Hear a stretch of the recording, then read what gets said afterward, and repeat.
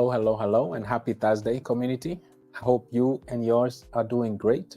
Welcome to today's Thursday community event on YouTube live stream. As always, I'm really looking forward to these sessions. Sorry for the slight delay.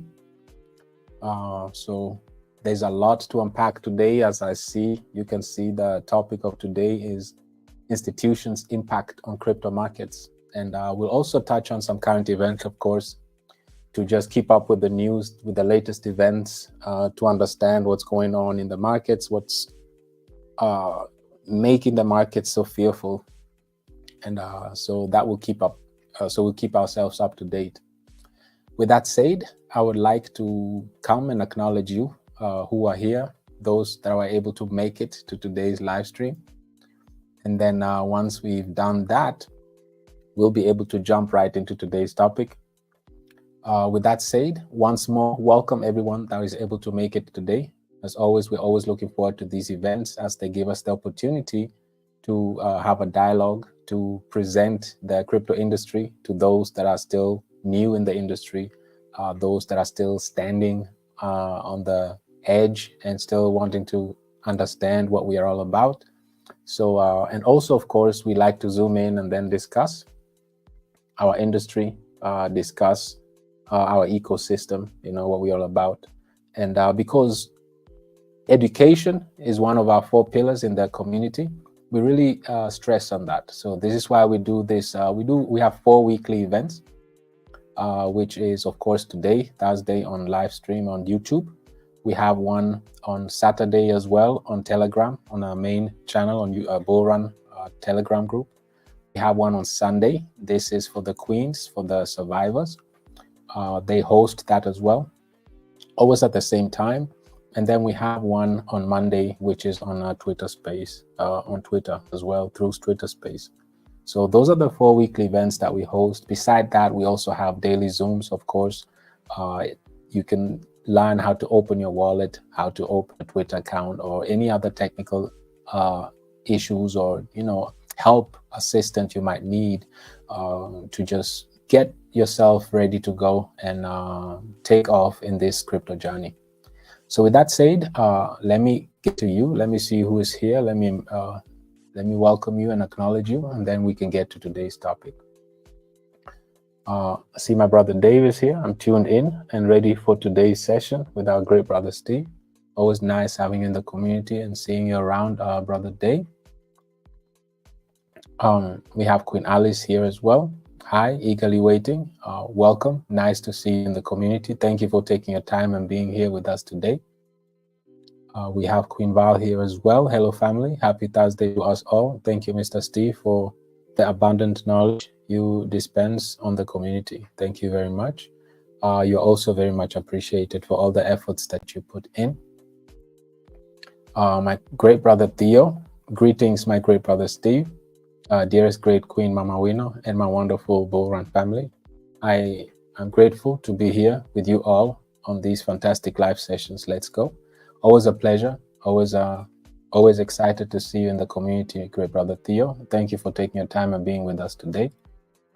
To all the new members, welcome so much to the Bullrun Live community. Join our community. So thank you, Queen Val, for posting these links. This link is for the Bullrun Telegram group, the Killer Whale token Telegram group, and then we have the Survivor as well.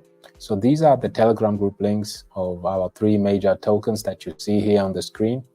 We have 3 community tokens for those that are new in the community, and these are the links to the Telegram group that you can join and be part of it.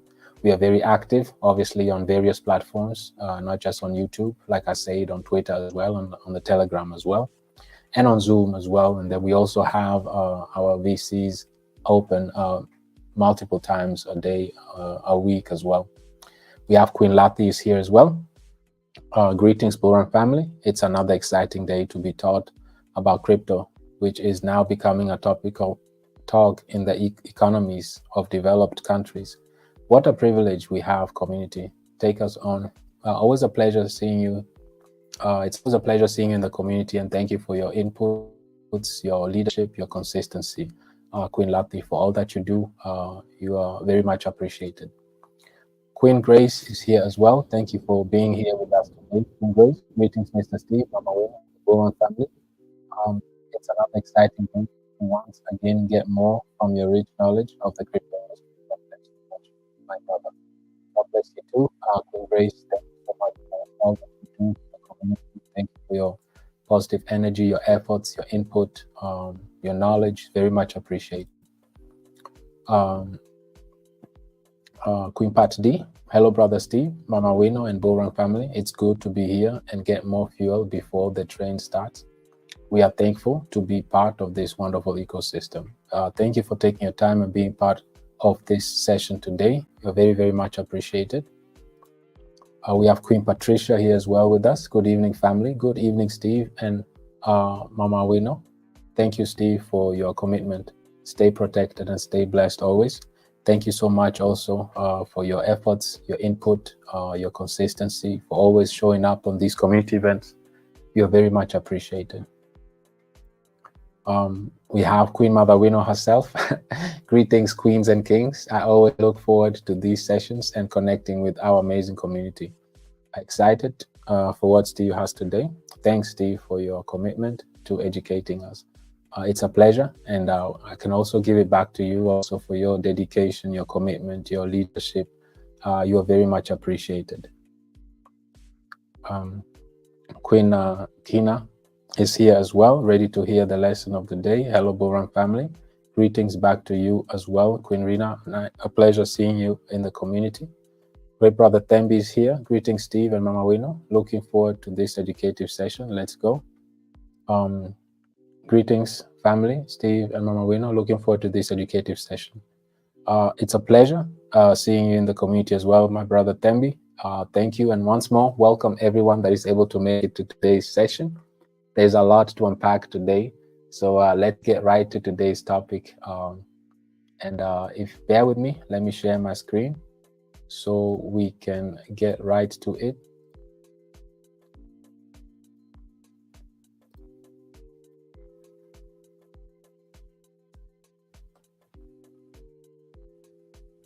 So just briefly, we'll look at the markets. It's starting to pick up again. As we know, the market is really volatile, and we'll get more into it in a little bit. But there's really not much excitement. The market is up overall by 1.7%.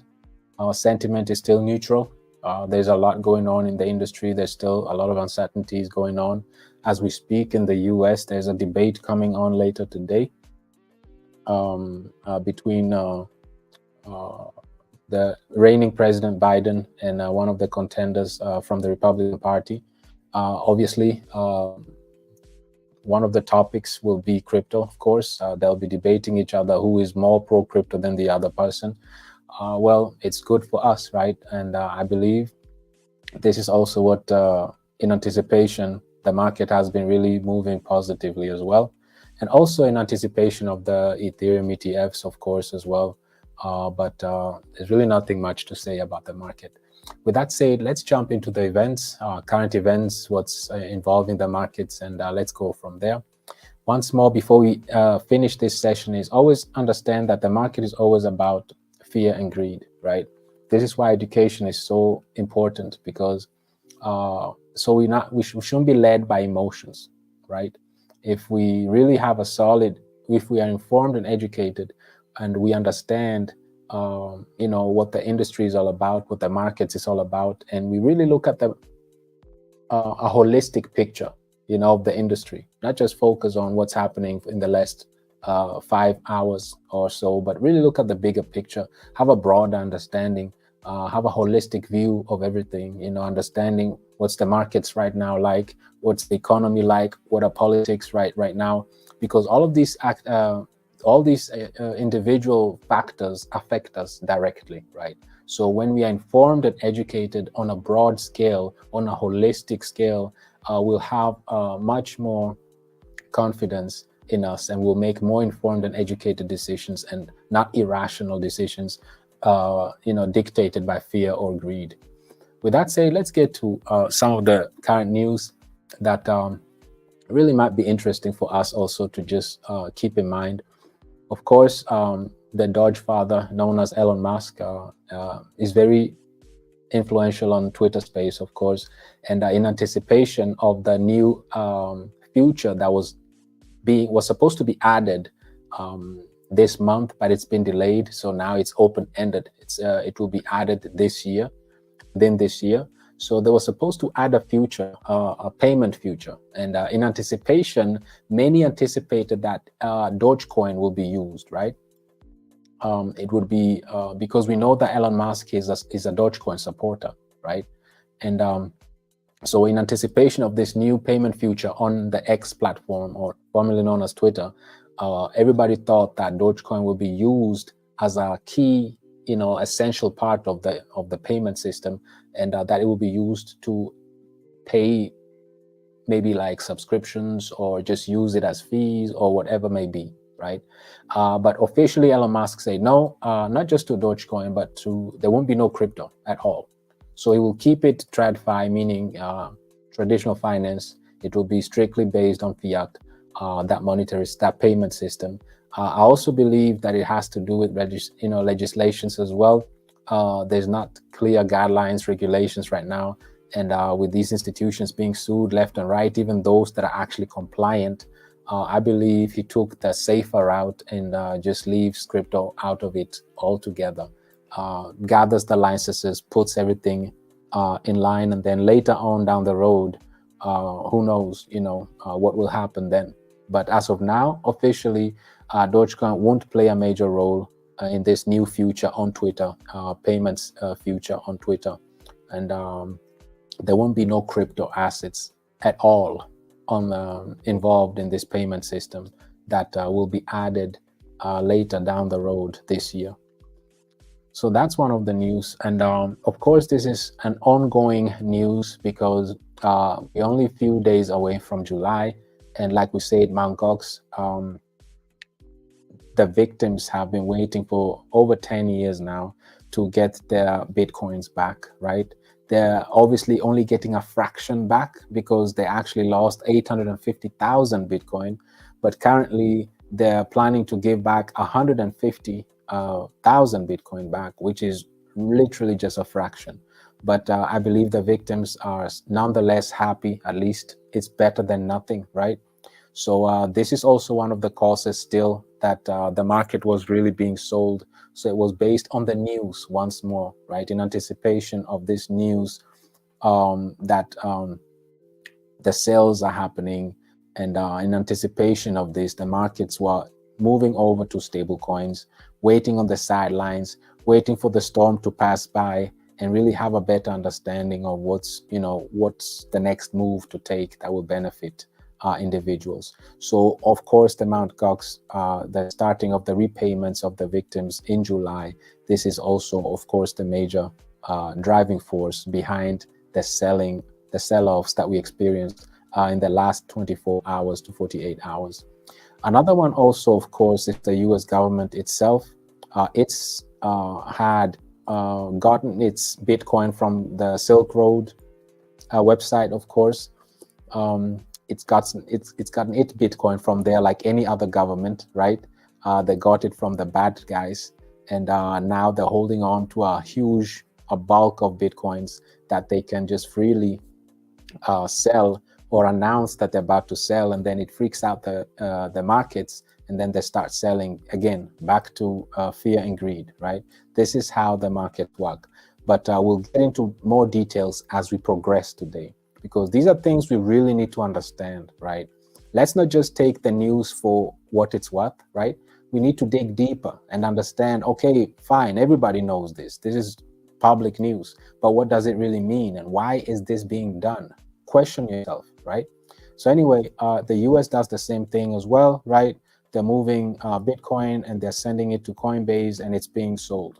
So that's another thing that really it's happening, and also caused a lot of uncertainty, fear, and doubt, and causes a sell-off as well. What else? Another government is doing the same thing. This time, the German, right? The Germans are also selling more Bitcoin. They already sold over 170 million. Now they're selling even more, and they're and these are the look, they also seized this Bitcoin from like bad actors, and now they're really moving over to just selling off these assets. And of course, when this can cause a lot of liquidations as well, right? And this also weakens, of course, the markets. So we saw that two countries, and these are major economies. Germany is one of the largest economies in Europe. US obviously is a global leader. We saw, Mt. Gox is, they have like, 9 trillion worth of Bitcoin that is about to, be dispersed to individuals that have been waiting for over a decade, right? And obviously the Bitcoin they had 10, 11 years ago, they got it like maybe $100, right? And now it's at over 60,000. So they are way in the profits, and who knows what's about to happen, right?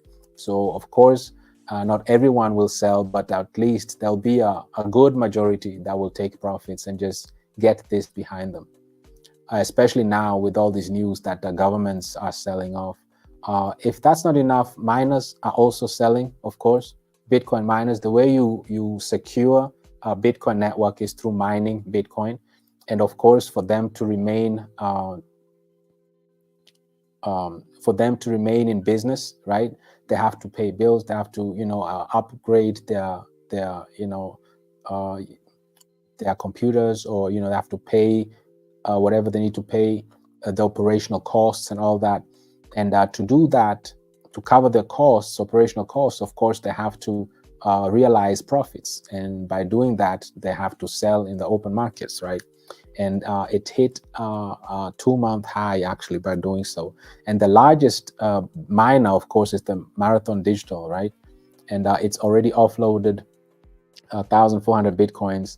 It doesn't sound much at all, right? It's worth 100 million. But this is just since the month started, since June, right? So we just see that there's so many factors, like it's the Mt. Gox situation, it's the US government, the German government, it's the Bitcoin miners themselves that are, selling. And of course, all these have a spiral effect on the market, right? And this rubs people a certain way and can cause, like we said, fear, right?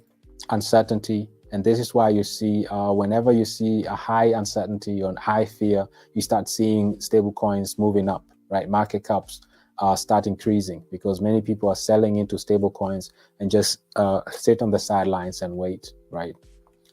So with that said, let's really understand something, right? Because this is old news. We all know this is common knowledge. This is public news. We all know this. But now let's ask ourselves, why is this happening? Why is Bitcoin being sold like this? Aren't we in the middle or at the beginning stages of a bull cycle? Wouldn't you think that they should be holding it, right? Till Bitcoin hits that $1 million mark that everybody's anticipating by the end of next year, right? Why they're selling so cheap? Why are governments selling? What do they know that we don't know, right? Why are our miners selling? Don't they want to wait until Bitcoin gets even more expensive, right? So there's something we need to ask ourselves. Why are they selling? Why are they doing what they're doing? And that's the difference. That's the key. We have to go beyond the noise, beyond the news, right? Let's look at facts. What's happening? So to do that, let's look at the crypto markets cycles. Let's look at the bull cycles that happened throughout the year, right? Throughout these years, this is the 4th one that we're just about to experience. Let's look at some history, right? And there are always patterns, right? There are always patterns. If you look at past bull cycles, you always see patterns. And in order to understand where we are or where we have to go, you always have to know where we came from, right? It might not always be one-to-one, but at least we'll have an idea of what to expect. So anyway, this bull cycle, of course, during which the market makes a new all-time high, right? One thing we know for sure, during every bull cycle, there is a new all-time high, right? Usually these new all-time highs during these new bull cycles usually happens after the halving, right? And that's known for that because usually the myth was that because the supply shock, because the supply of Bitcoin is cut in half, that causes a price squeeze, a supply squeeze, and this causes the prices to shoot up, right? That has been the theory for the past 3 cycles. However, this cycle, we hit new all-time high in March, way before April's Bitcoin halving, right? So this usually, excuse me, this literally messed up the whole 3 cycles that we've been used to. And now we have to start from scratch and look at things differently, you know? So this cycle obviously set the stage and told us it's unpredictable. There hasn't been a cycle like this before. The previous 3 cycles are definitely not the same like this, the one that we're experiencing right now. So let's look at what's the typical cycle. Usually it's between roughly 4 years, right? And the first 2 to 3 years are usually so-called the bull phase, right? And the market lasts between 2 to 3 years, and then usually it's followed by a decline of around 85% on average, and it lasts for a year, making it 4-year cycle, right? Excuse me, I'm still having that cold, so if you hear me coughing, just bear with me. So what we need to pay attention to here is that during these 4-year cycles, there's 2-3 years sideways, and then followed by a 1 year of a steep decline up to 85% on average, right? And this lasts for a whole year. So this is key to understand. So during a bull cycle, which lasts just a short period, after that, we need to understand that 85% on average, if we look at Bitcoin specifically, we see that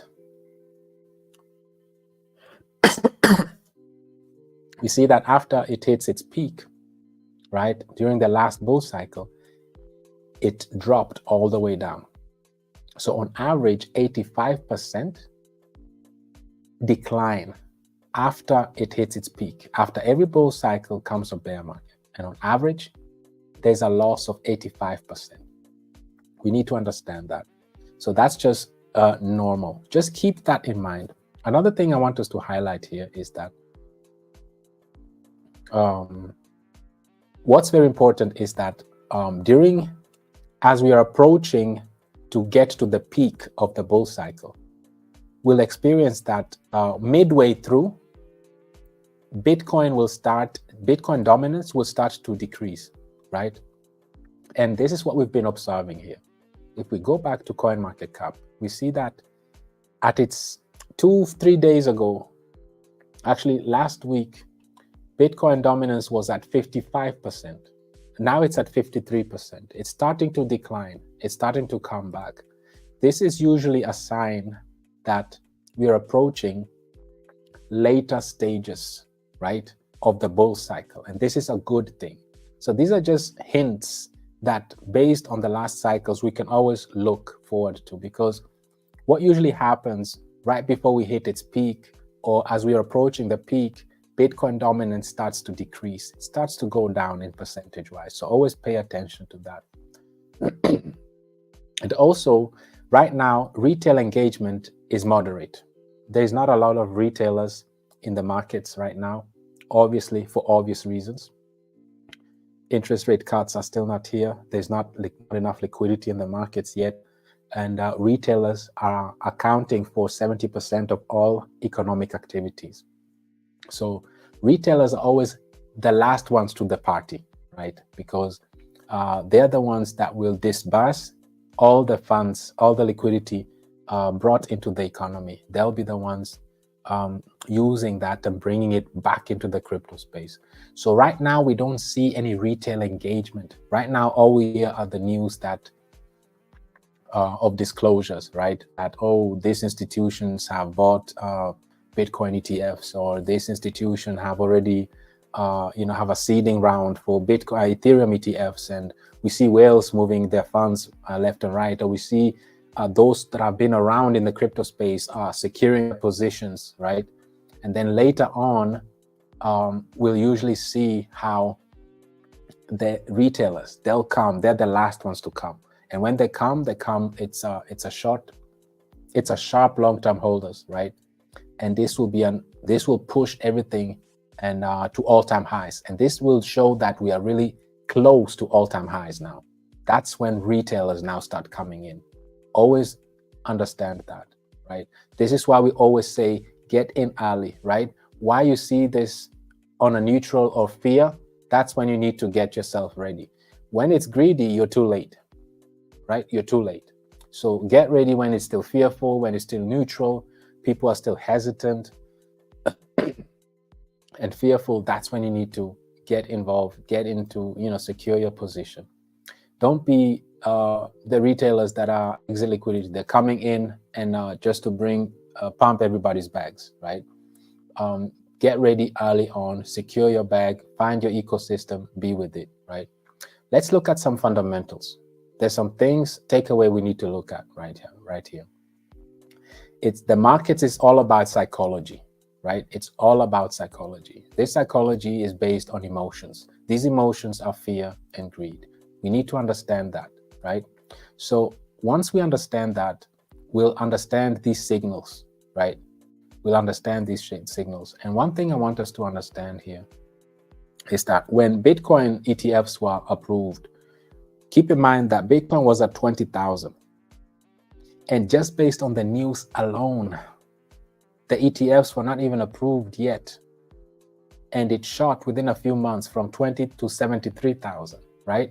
And it went way past last bull cycle's all-time high, like we saw here. It surpassed and went all the way to 73,000, right? So, and it hit that way before, when was it? That was in April 1st, right? And Bitcoin halving was not till the end of the month. So it was 3 weeks ahead of the Bitcoin halving already. We hit all-time high already. That's unusual, right? And we need to understand that this cycle is completely different. And this is a sign that this cycle is going to be prolonged and it's going to be more massive than the last one, simply because the heights we achieved already prior to the cycle, right? The cycle will take its course. It will do what it always does. But because we hit all-time highs way ahead of time, this means that this cycle is going to be even more massive than what we are accustomed to the last 3 cycles. So this is good. This is something good for us. One thing I want to highlight here and is simply this, right? We need to understand that these trends that we've just discussed, we are in very early stages right now. And the reason why we started with showing how people are selling Bitcoin so massively, we're in the process of understanding why they're doing that, right? And we're about to get to the bottom of it. Keep in mind, the topic of today is the impact of institutions on crypto markets. Keep that in mind. What are the impacts? Are they good? Are they bad? It seems to be good right now because we see that, or it seems like when institutions embrace Bitcoin or all these ETFs, it seems so good from the outside, especially if we can look at numbers like this. Let's look at this number right here. Global asset management industry, they have assets under management of 120 trillion, right? So this is an opportunity to push the demand even more and in a significant way. 120 trillion global assets under management, right? And what we need to understand here is that this is knowing that the majority of these funds are actually in the US, right?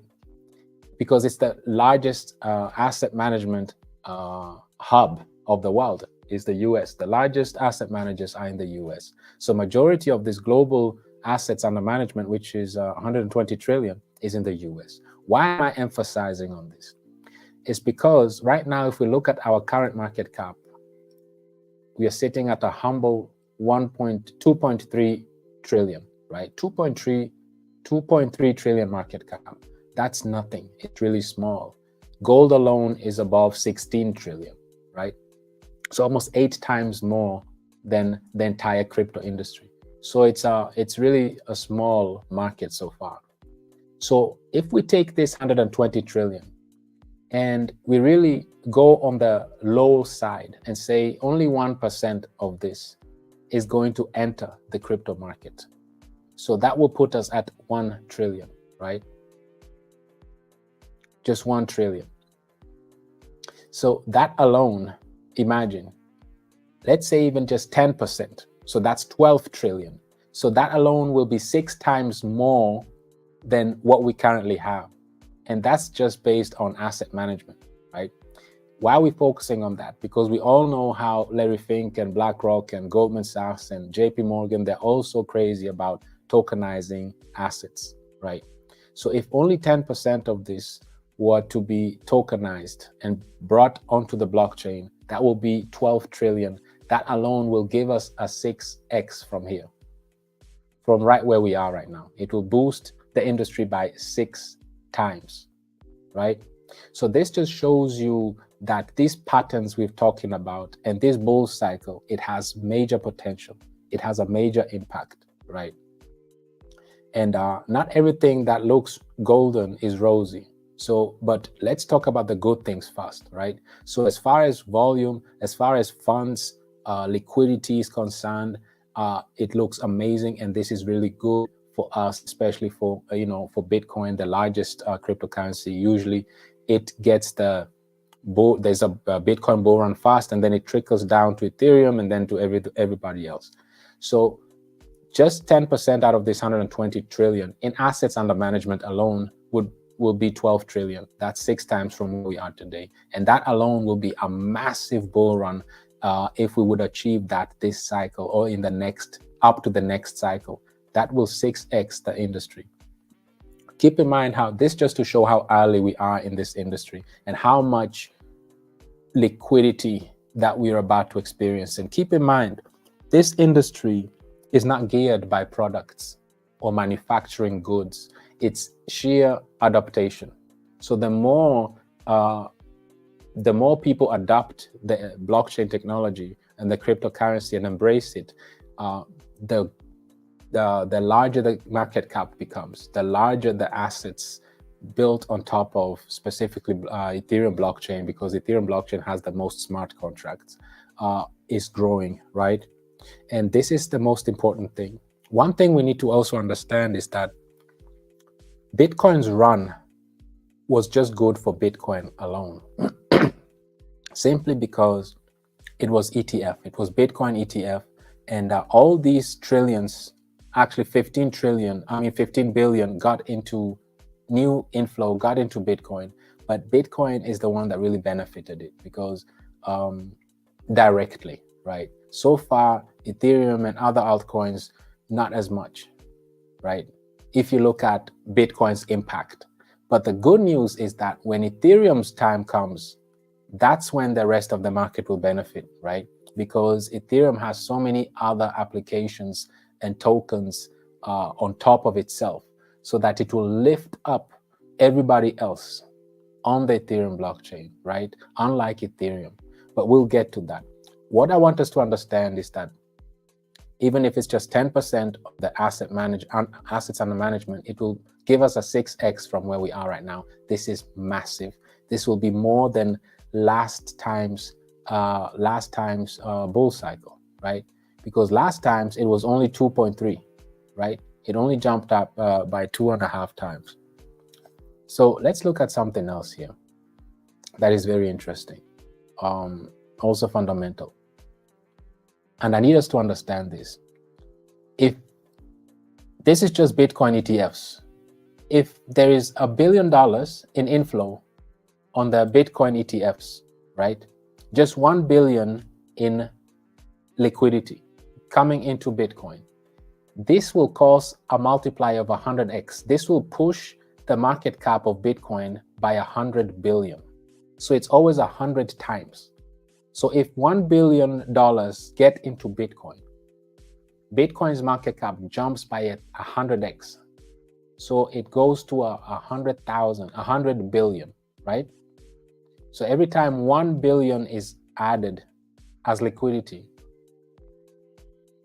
it pushes the market cap to 100 billion. You need to understand that. This is massive, and it does that with a market cap of 1.2 trillion, right? So half of the market cap is Bitcoin's market cap. And still, it pushes Bitcoin that much. So imagine what happens with Ethereum. Imagine what happens with a small market cap of a community token that has only 100,000 market cap, right? Or 500,000 market cap, or 1 million market cap. It will push it even more. Why am I pointing this out? Because we always talk about low market caps. If you get into crypto space and you're a retailer, and to stretch your investment as much as possible, you need low market caps, right? That's what we always say.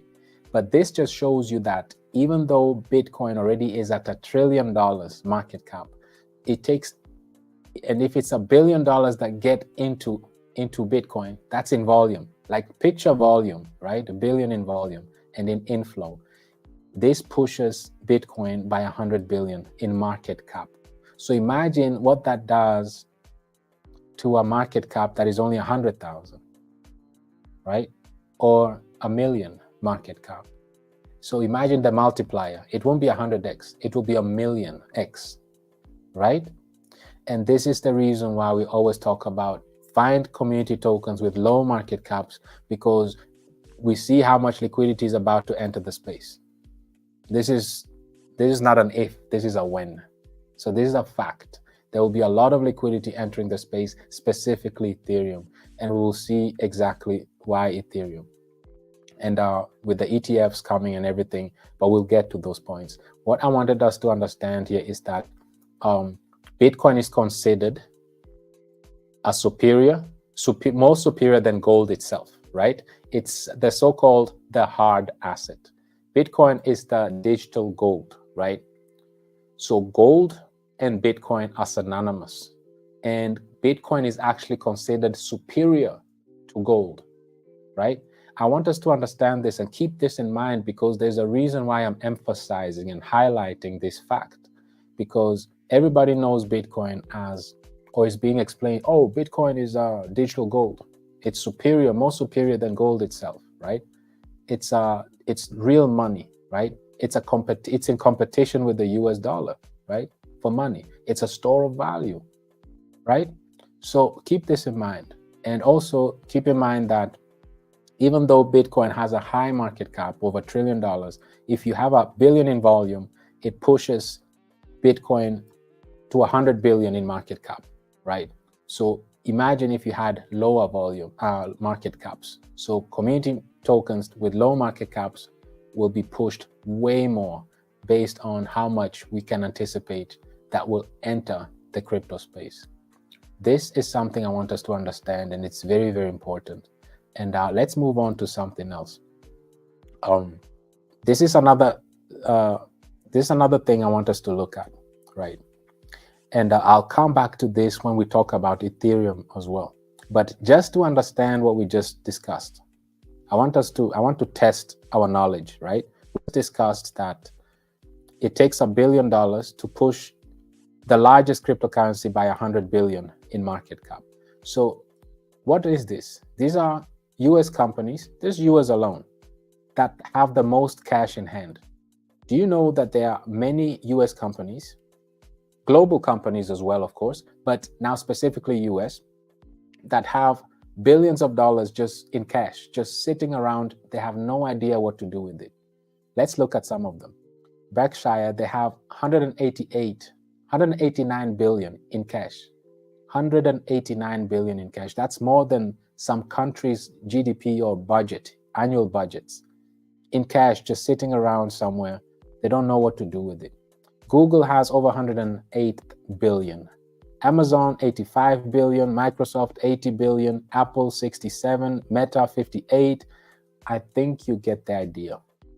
This is cash just collecting dust, losing its purchasing power. Cash is inflationary, but their hands are tied. They don't know what to do with it, right? Now, fast forward, there's this thing called digital gold, right? Bitcoin. And I'll do the same example with Ethereum as well, just to be fair. So this is an opportunity that if everyone decides to just take 1% out of this, right? So, or just 2%, let's say $1 billion each, just the top 10, that's 10 billion already, right? And add to Bitcoin ETF. And we just read how 1 billion pushes a market cap of Bitcoin by 100 billion. So if everybody, the top 10 gets 2 billion each, right? And that's 20 billion, right? So 20 billion, if you multiply that by 100 billion. So now we get 2 trillion, right? So just by the top 10, just by these top 10 large institutions, just putting aside 2 billion each and to buy Bitcoin ETFs, right? Which 1 billion pushes the Bitcoin market cap by 100 billion. So if we do that with 20 billion, that means it will push Bitcoin to 2 trillion. Currently, we are already at 2 trillion, right? This is the market, the entire market is 2 trillion, right? So you mean to tell me if these institutions decide to just, okay, let's allocate 2 billion to Bitcoin ETF each, that alone will push just Bitcoin alone by 2 more trillion. So Bitcoin alone will have the current, more than the current entire crypto industry's market cap. So Bitcoin alone will be over 3 trillion in market cap, just if just something small like that happens, right? And I want us to understand that. That's very important because as we progress, we're building on top of this information. So follow along with me. So this just shows you that it doesn't take much, really, adaptation. Keep in mind, it's all about adaptation. The more the blockchain technology and cryptocurrencies are adopted, that's how they grow, that's how they scale, right? So based on that, just these major companies that have their money sitting around anyway, they don't know what to do with it. If they decide to take 2 billion each, just the top 10, and add to Bitcoin ETF, it will push Bitcoin alone to over $3 trillion. And that will put Bitcoin's price just roughly way above 100,000, 120,000, right? Just Bitcoin alone. So this just little things I just want to highlight for us to really have an understanding of what we are about to expect, right? This is just base. This is not much. This is just, they have the cash anyway. They just don't know what to do with it, right? So keep this in mind, and I'll do the same example with Ethereum. And keep in mind, Ethereum is has 3 times less the market cap of Bitcoin, right? So now we are still in the process of answering the questions: why are these institutions, government bodies, institutions, and miners, why are they all busy selling Bitcoin, right? So let's move on now. Now that we understand that, let's take this a step further. Let's look at gold, right? Because Bitcoin is considered digital gold, right? It's a hard asset. It's a superior version of gold, right? It's the digital gold. Okay, let's look at how the original gold has been performing in the past 80 years, right? So one thing, a disclosure: past performance is supposed to be no indication of the future results, right? But when an asset class has a long and consistent history of underperformance or outperformance, I like to know why, right? So gold is one of those hard assets, hard commodities with decades, actually centuries, right, and millenniums of years of experience, but let's keep it to 80 years. So an 80-year history of gold performance. What has gold done in the past 80 years, right? That Bitcoin is being compared to so much. Well, for the past 40 years, guess what? Gold has underperformed. This is shocking, right? How can you compare an asset, Bitcoin, to an asset that has been underperforming stocks, real estate, and the bonds on many metrics, right? So Bitcoin is being compared with an asset that underperforms stocks, real estate, and bonds. So you're better off investing in stocks, real estate, and bonds, not in gold. And this is what Bitcoin is being compared to, right? Bitcoin is being compared to an asset that underperforms. So it's not clear yet. Let's read further. Let's have a better understanding here, because this doesn't make sense, right? This doesn't make sense. So let's look at it even further. Why has gold been underperforming so much, right? And here we have something. These headlines are always so catchy, right? If you read this, oh, the truth about gold price manipulation. So let's hear the truth, right? So there's something known as gold price manipulation. And why is gold being manipulated? We'll get to the bottom of it, right? We'll need to understand that. So over the last decade, several shocking news stories have emerged about large banks manipulating the price of gold. I'll let your imagination go wild. I wonder which large banks they're talking about, right? I wonder which ones. So here we have two former gold traders, right? Oh, JP Morgan, what a surprise. So one of the large banks is JP Morgan. So they were convicted of fraud, right? And this fraud was called spoofing. We'll get to what spoofing actually is. But the idea here is to understand which large bank they were talking about is JP Morgan, right? Keep that bank in mind. And Deutsche Bank, also one of the largest banks in Germany, actually, was also caught manipulating, trading of precious metals, right? And then again, in September 2020, JP Morgan, they agreed to pay 920 million in fees for illegal trading, right, practices on precious metals on the futures market, right? And we can go on, and we realize that we see that JP Morgan plays a major role here. And another name that we'll see here is Goldman Sachs, right? Goldman Sachs. So we have JP Morgan and Goldman Sachs. Okay. So another thing I want us to understand here is that, first of all, what is spoofing? How did they manipulate the markets? So just in simple terms, if a trader wants to sell 1,000 gold, right, contracts, first they load the system with purchases orders, right? If they want to sell, they do the opposite. They act like they want to purchase, they want to buy. So they load up the system, the exchanges, with a bunch of buy orders, right? And this, everybody can see it, right? Everybody sees, oh, look at this large institution. They're getting ready to buy a bunch of gold. So let's front run them. Let's buy as much gold before before it goes through. So once they do that, other traders see the purchase orders and bid up the price. So this is how you see price starts skyrocketing, right? Because first of all, they announce it, right? Oh, we're about to buy 1,000 gold, right, contracts. And then you go and do your research and you see, oh, really, they have purchasing orders there. So believing there is a genuine increase in demand of gold, right? However, the trader locks in the sale of his contract at a higher price. So once the prices go up and shoot up, he locks in the sell and sells it immediately.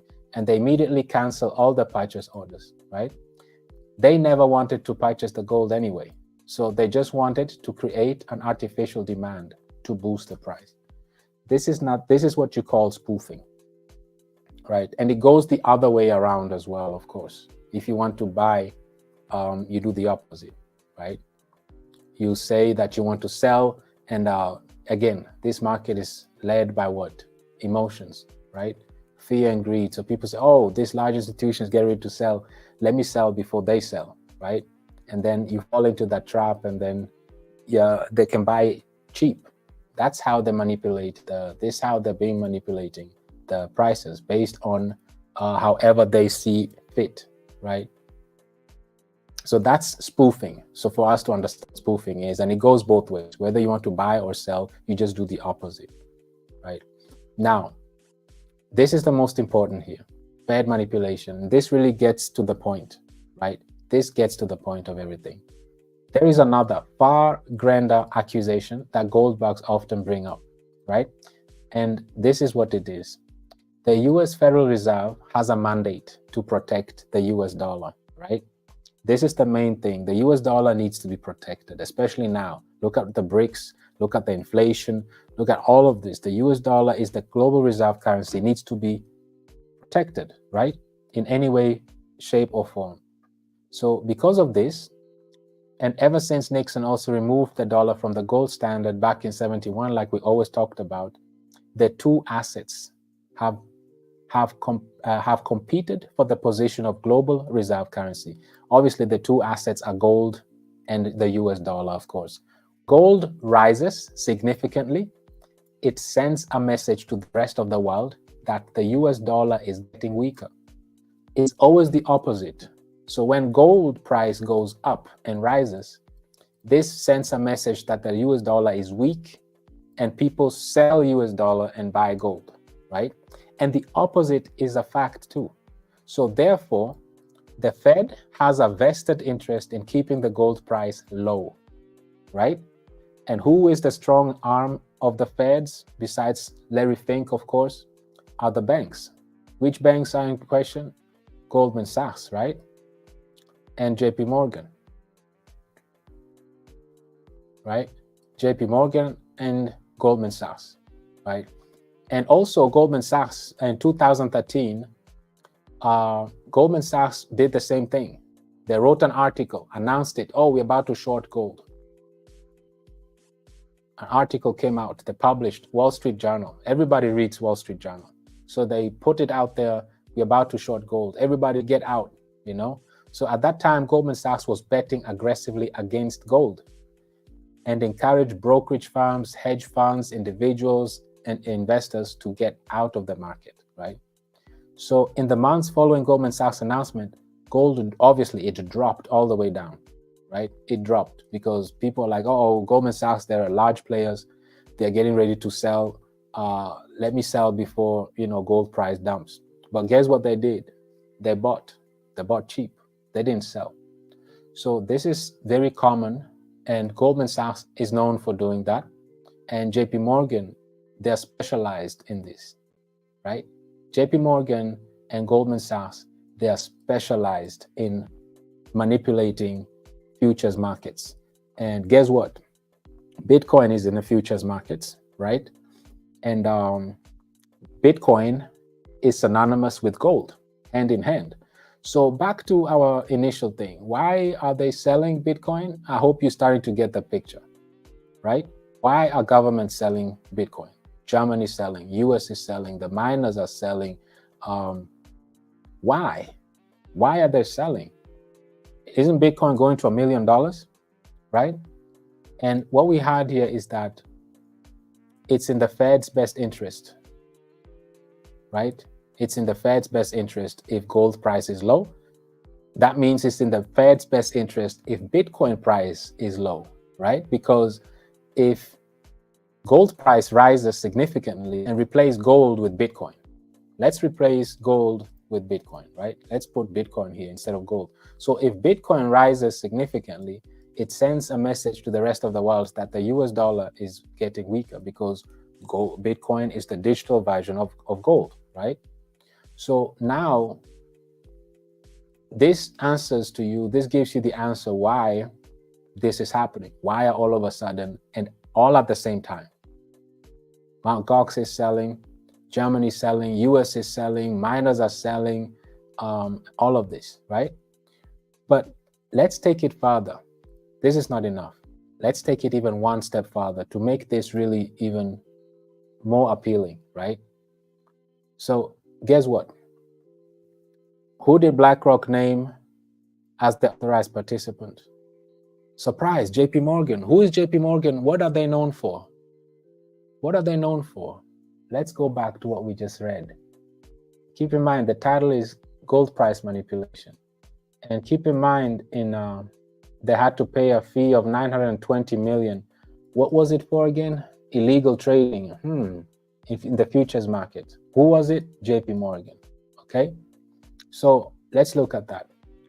The same individuals that are specialized in commodity manipulation, and now they're in charge of the digital version of gold, right? And despite Jamie Dimon wanting to ban crypto, so you ask yourself, is this a coincidence? Is this really a coincidence? And what I want us to highlight here also is that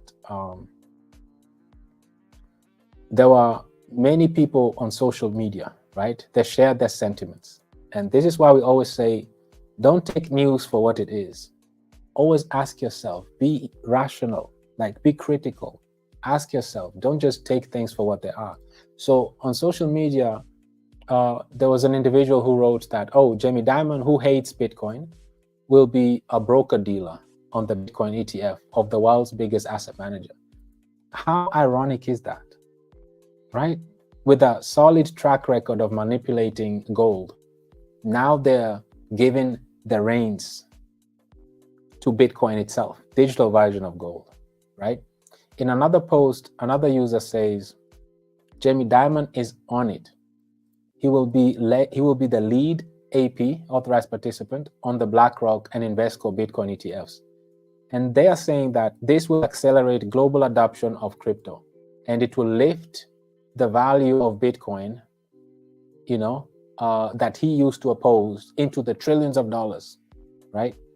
If you read this the first time, you're like, yeah, so Jamie Dimon is going to lift up the industry and lead us to trillions of dollars in market cap.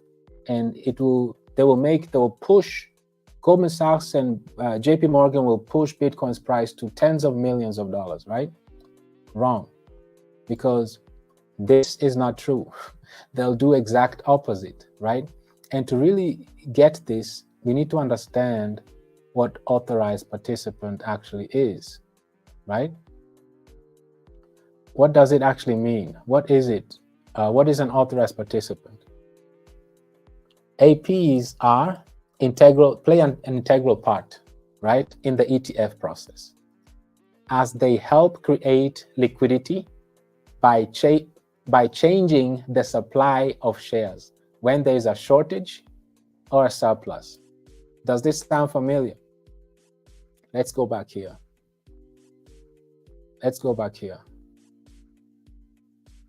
What did Goldman Sachs do?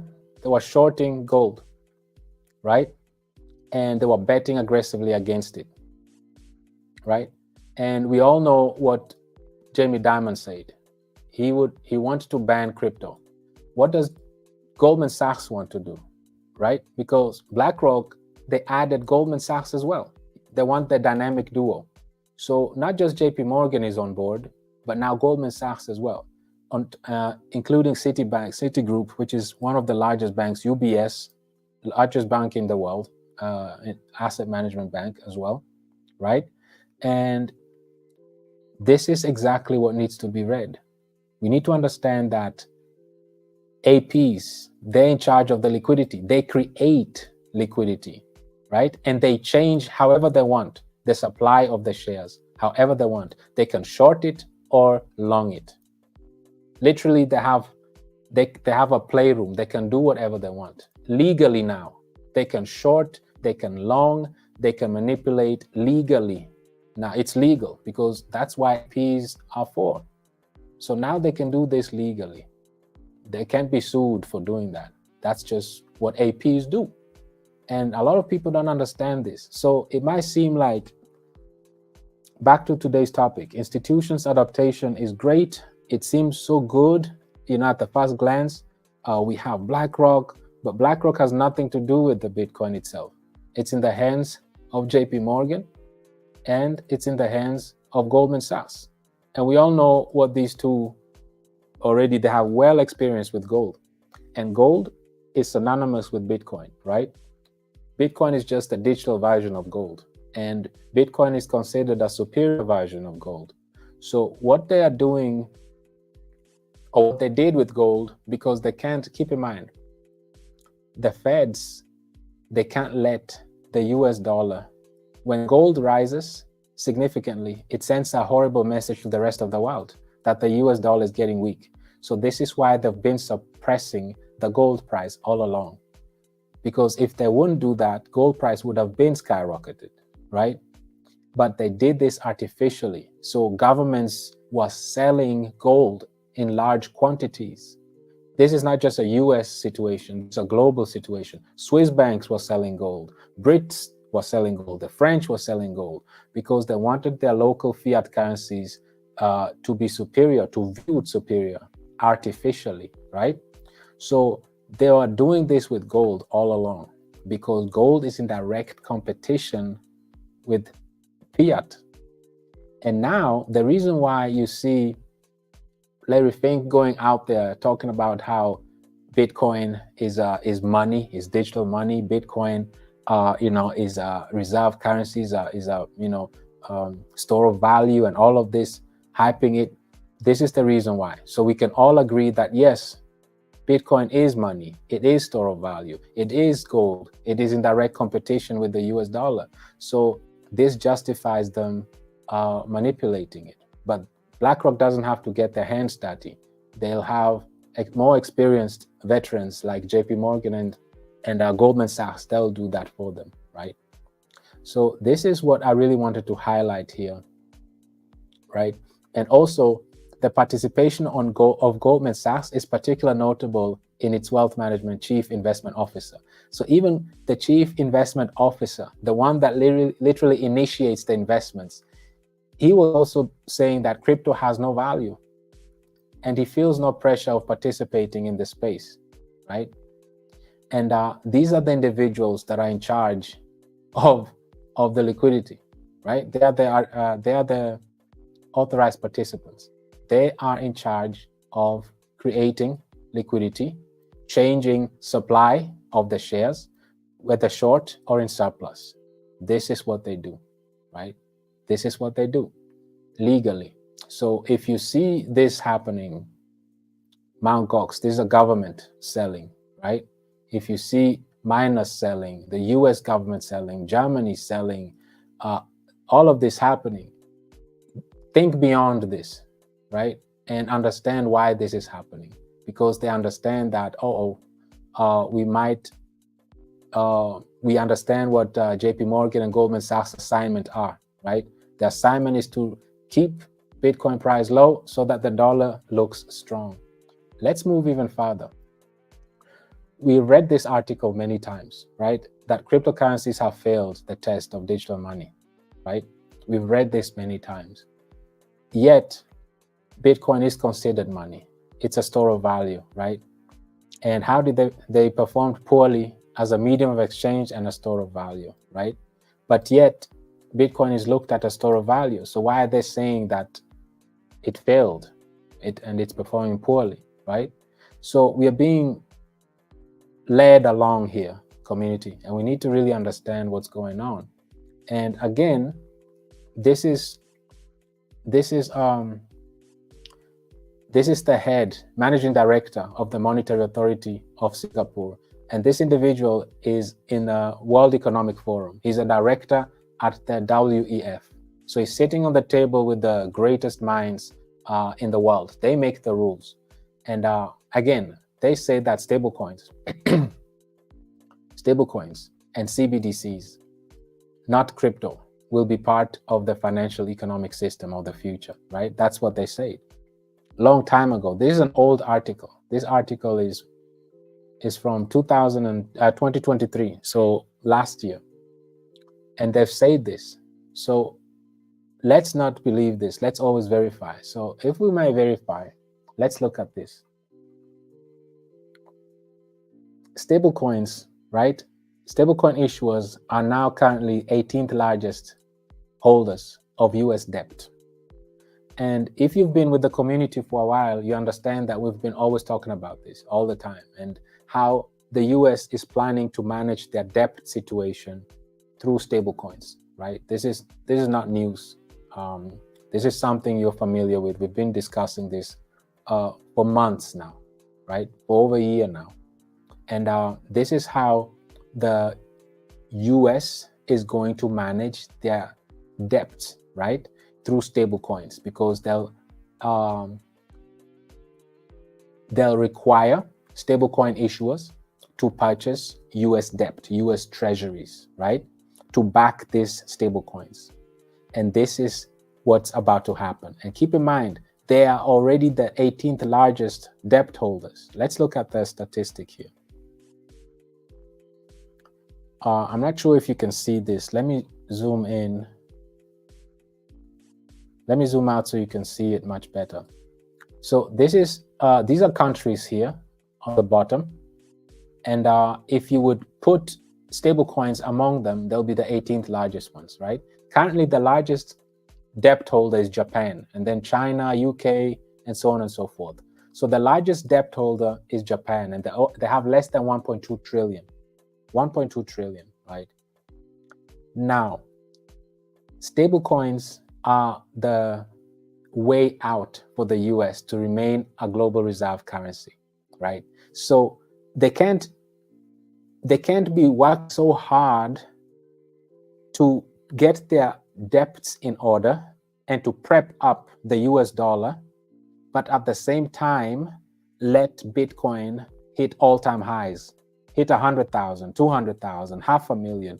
It will be counterproductive, right? They can't do that because it will send a message, right? When Bitcoin rises significantly, it sends a message to the rest of the world that the US dollar is getting weak. So we can't let Bitcoin skyrocket because it will send a message to the world that the global reserve currency, which is the US dollar, is weak. And we are busy working on propping up our debt crisis and propping up the US dollar. So it will defeat the purpose. So we have to ensure that the price of Bitcoin is suppressed while we are working on propping up our debts and the US dollar in a digital form. And this is why this article said it very clearly. They're not even being secretive about it. They're telling you cryptocurrencies have failed the test of being the digital money. So it's the stable coins, right? Stable coins are what will be the big deal. Stable coins and central bank digital currencies, not crypto, will be part of a financial ecosystem in the future. So this is why you see that even one of BlackRock's direct competitor, which is Van Eck, as we speak, they're launching their own US stablecoin on Ethereum, of course, in June. We're already in June, end of June. So anytime from now, right? They'll be launching their own stablecoin, right? And why are they doing this? Why do you think an asset manager, a direct competitor of BlackRock, why are they issuing out their own stablecoin? Why are they doing that? Because the agenda, they all have to stick to the program. And the program is we need stablecoin to support US debt, and we need stablecoin to prep up the US dollar, right? Because stablecoins will be right now, they're only the 18th largest. But let's look why Agora, let's look at their arguments. Agora's arguments is that by 2030, stablecoin market cap will grow from 150 billion, which is currently they are at 150 billion, to 3 trillion, right? Once they hit this $3 trillion mark, guess what's going to happen? They'll be single-handedly the #1 US debt holder because Japan only has $1 trillion. And in the next 6 years, based on Van Eck, and this is why they also see how lucrative this market is, because obviously having billions of dollars in US treasuries is lucrative. We saw how Tether is making 4 billion every 3 months. So it's very lucrative. So they want to be part of this. It's a win-win. They are making money at the same time they are buying US debts from the governments, and the government can keep printing money. So it's one hand washes the other. Meanwhile, we have to suppress Bitcoin's price, right? So it looks like Bitcoin is weaker in comparison to the US dollar, which is inflationary. That's the whole strategy. That's the whole plan. So we have to look beyond the sells and beyond the fear and understand that those who really understand economy and those who really understand the history of Goldman Sachs and JP Morgan, they see exactly what's coming. And this is why smart money is getting out of Bitcoin right now, right? And getting into stable coins, waiting for Ethereum ETF to come so that they can jump on Ethereum. But let's not get ahead of ourselves. Let's take one step at a time.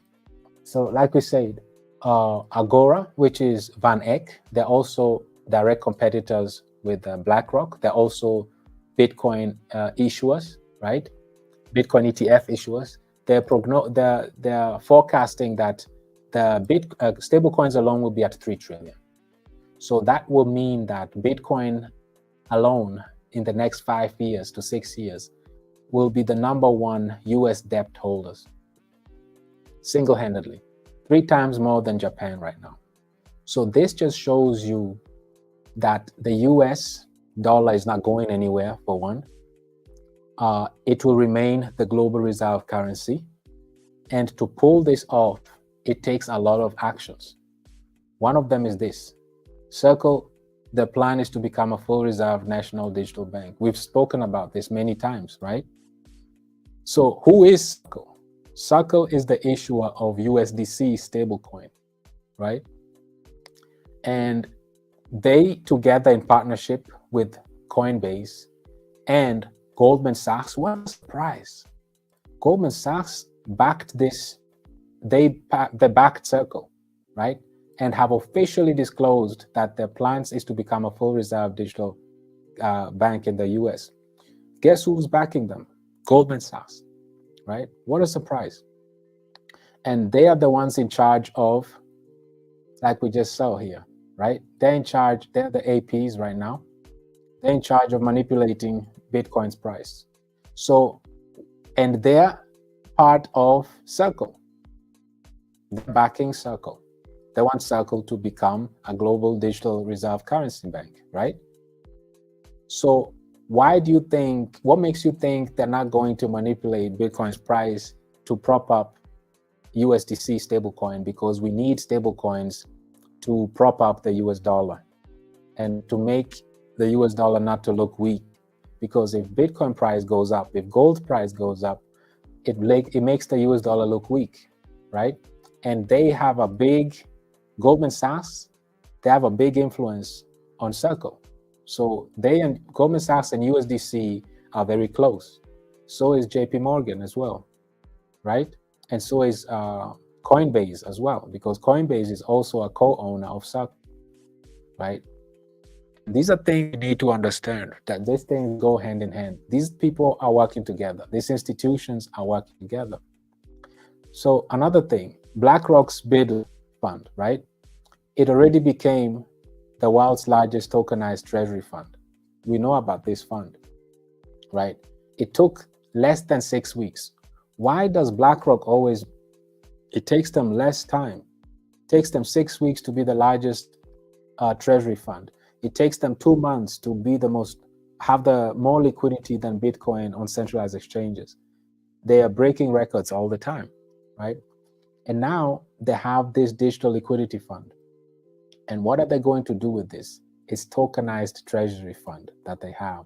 And this treasury fund is built on Ethereum, right? It's built on Ethereum. And why is it on Ethereum? Because BlackRock believes on Ethereum. It believes in its fundamentals. And they believe in tokenizing assets.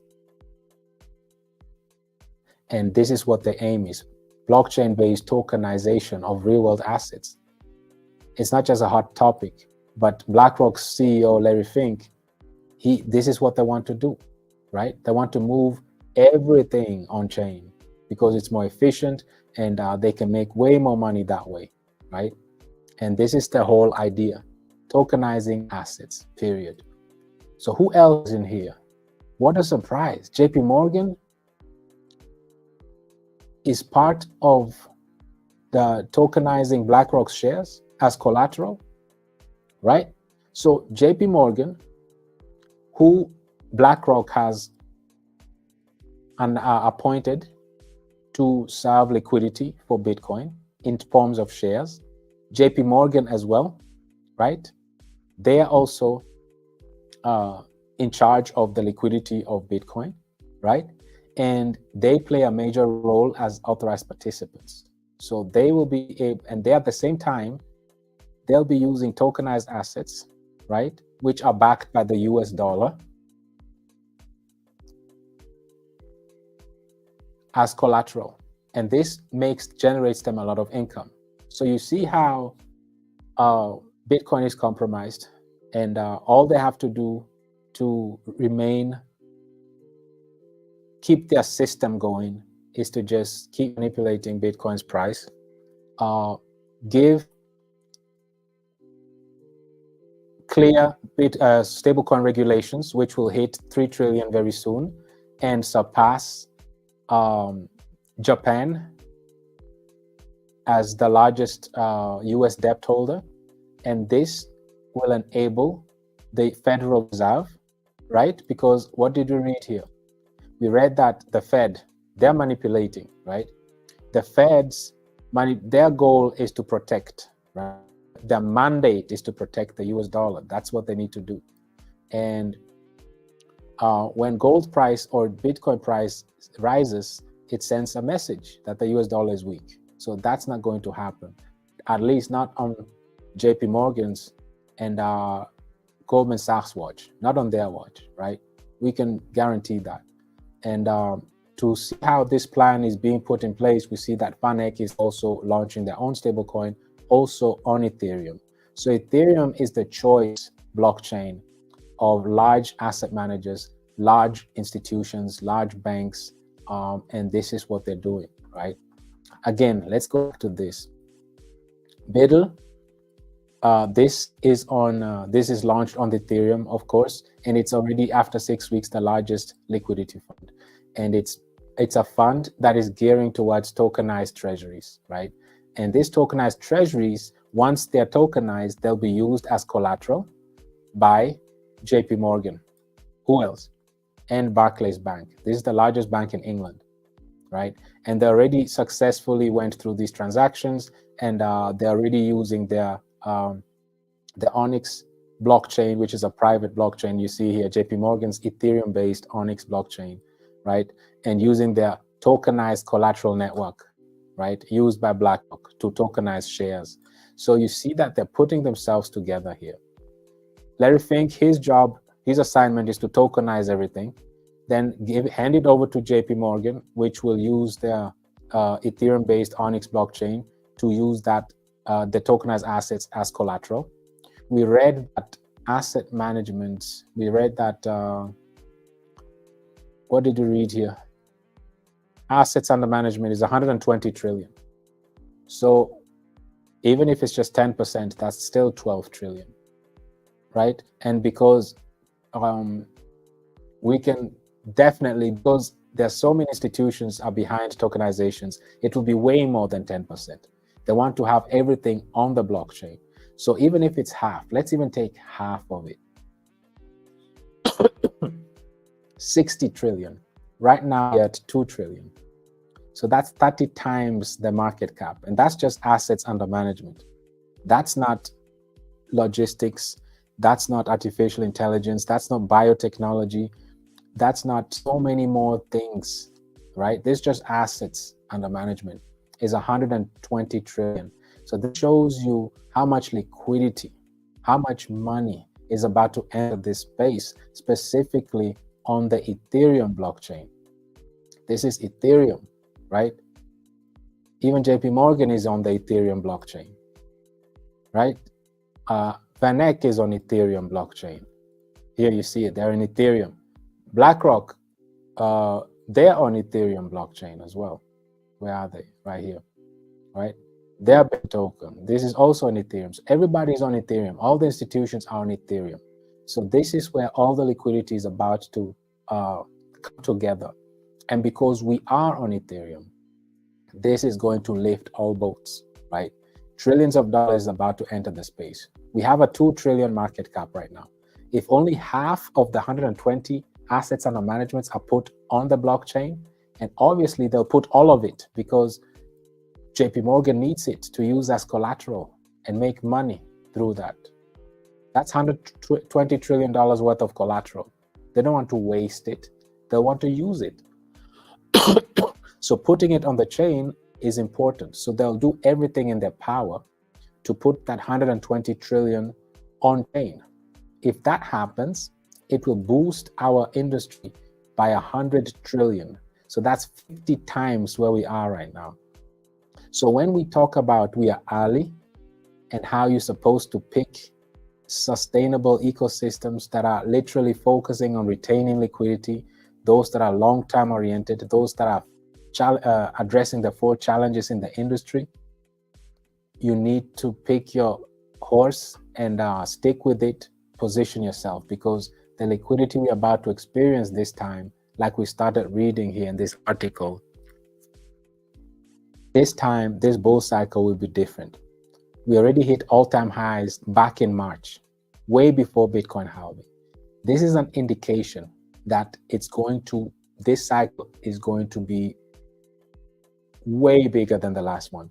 And usually what happens, and this is something I want to really stress here, the very first bull cycle, Bitcoin jumped by over 56,000%, right? Because it had a small market cap. It had a very low market cap, so it jumped by 56,000. The second bull cycle, it only jumped by 12,000. So more than 5 times, almost 5 times less. Why? Because it already had amassed a large market cap. So it will take way more money to move Bitcoin because it already has such a large market cap. So you see that every bull cycle, last bull cycle, 6 times less, only 2,000. Bitcoin moved only 2,000, right? So every cycle, Bitcoin moves less and less and less. This also just underlines and emphasizes that the larger your market cap, the less that your token gains, right? So always focus on low market caps, solid communities, solid fundamentals, those ecosystems that are addressing challenges, right? Those are things you should look for and you should focus on, because the liquidity that is about to enter the space is out of this world. And it's in BlackRock's best interest to ensure that all of the 120 trillion is put on chain, because JP Morgan and Barclays, they're busy waiting. They already have their blockchain on Ethereum ready, and they already have their tokenized collateral network ready, right? And they need this for collateral. And how does bank make money? Issuing debts, right? Lending money.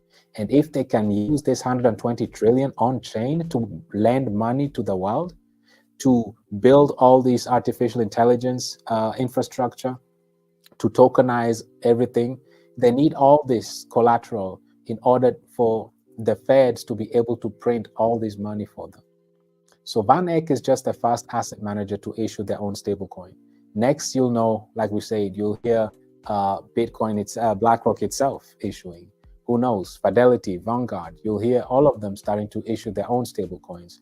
Why? Because all of them have the same agenda: strengthen the US dollar, buy US treasuries. That's why this BUIDL fund is strictly for treasury, tokenized treasury. This is strictly to buy US debt, and it's paired with USDC, by the way. We know that also by now, right? This BUIDL token, they're paired with USDC. So this will push USDC to become the largest stablecoin, right, by itself. So Let's move forward. Now let's get to Ethereum now, right? We've been talking about Bitcoin all the time. It's time for Ethereum now. Let's look at Ethereum. Ethereum is ready to explode, right? With imminent ETF approval. So why Ethereum? Remember in the last community event, we discussed the difference between Ethereum and Bitcoin, right? Bitcoin is the digital gold, right? So it's in direct competition with the US dollar. And this is why you see BlackRock and Goldman Sachs are assigned, JP Morgan and Goldman Sachs are assigned by BlackRock to manipulate the price, to suppress the price, because BlackRock picked well-experienced individuals that are well known in the industry for manipulating the gold price, right? They're well known. So they picked experts to keep the price of Bitcoin low and push the price of Ethereum, because Ethereum is no threat. Ethereum doesn't claim to be digital gold. Ethereum doesn't claim to be money, right? Ethereum is simply oil, right? Ethereum is digital oil. You use Ethereum on the blockchain for transaction fees, and Ethereum is literally the modern day internet, right? Ethereum is harmless. Ethereum doesn't compete against the US dollar, so no need to suppress it. Let's push Ethereum. Let's make Ethereum flip Bitcoin and become the #1 cryptocurrency, because we don't want Bitcoin to skyrocket. So if we make Ethereum flip Bitcoin, we'll forget about Bitcoin and everybody's eyes will be on Ethereum, so we can keep suppressing Bitcoin's price, which is digital gold, right? And the dollar will be skyrocketing. Dollar will be stable, right? Because all these funds, all these stable coins are built on Ethereum anyway, right? So why not flip Bitcoin, make Ethereum the #1 cryptocurrency, right? It's a win-win for everyone. Besides, we can stake Ethereum and even earn dividends, right? It's a much more attractive asset. Besides, it's ultrasound money too, right? It's deflationary. So the more adaptation Ethereum gets, we have, for the first time in history of finance, we have a commodity that is actually deflationary, that we can stake and we can earn even more revenue, right? So it's a win-win for everyone. So let's push Ethereum, let's get ETF, and let's start selling all the Bitcoin that we have before it goes further down. Let's put it, hold it on stablecoin, and then wait for the approval of ETF to come so we can all jump on Ethereum and pump it, right? And one thing I want to highlight here, for every 1 billion in inflow, US dollars, it pushed Bitcoin by 100 billion. Keep this in mind, 100 times. But now it's safe to say, because Ethereum has 3 times less market cap, so it's safe to say that roughly, this is just roughly, that means that we would have to multiply this number by 3, right? So let's say if every 1 billion that goes to Ethereum, it pushes Ethereum's market cap by 300 billion, right? Roughly, just roughly. So that means that as we are busy suppressing Bitcoin, right? And we are busy pushing Ethereum and billions of dollars. And now let's go back to what the article we just looked at. Remember the article we looked at? Now we can come back to this. Remember the large institutions? They'll FOMO now. They'll see that Bitcoin is losing its price and Ethereum is now the hot thing in the industry. And they have billions of dollars in cash that is inflationary, right? And now they have an asset in Ethereum that is deflationary. So what, and it's legal now too. They can purchase it through ETFs. It's approved now. They can legally buy ETF. That is a deflationary commodity that they can actually stake and earn even more, right? That is way more attractive than Bitcoin, right? So guess what will happen? So if they decide to even just put, I don't know, 10% of it and say, we want to put it in Ethereum ETF, And eventually down the road, once stakings are approved, we'll have it staked and earn even more. This is a deflationary commodity.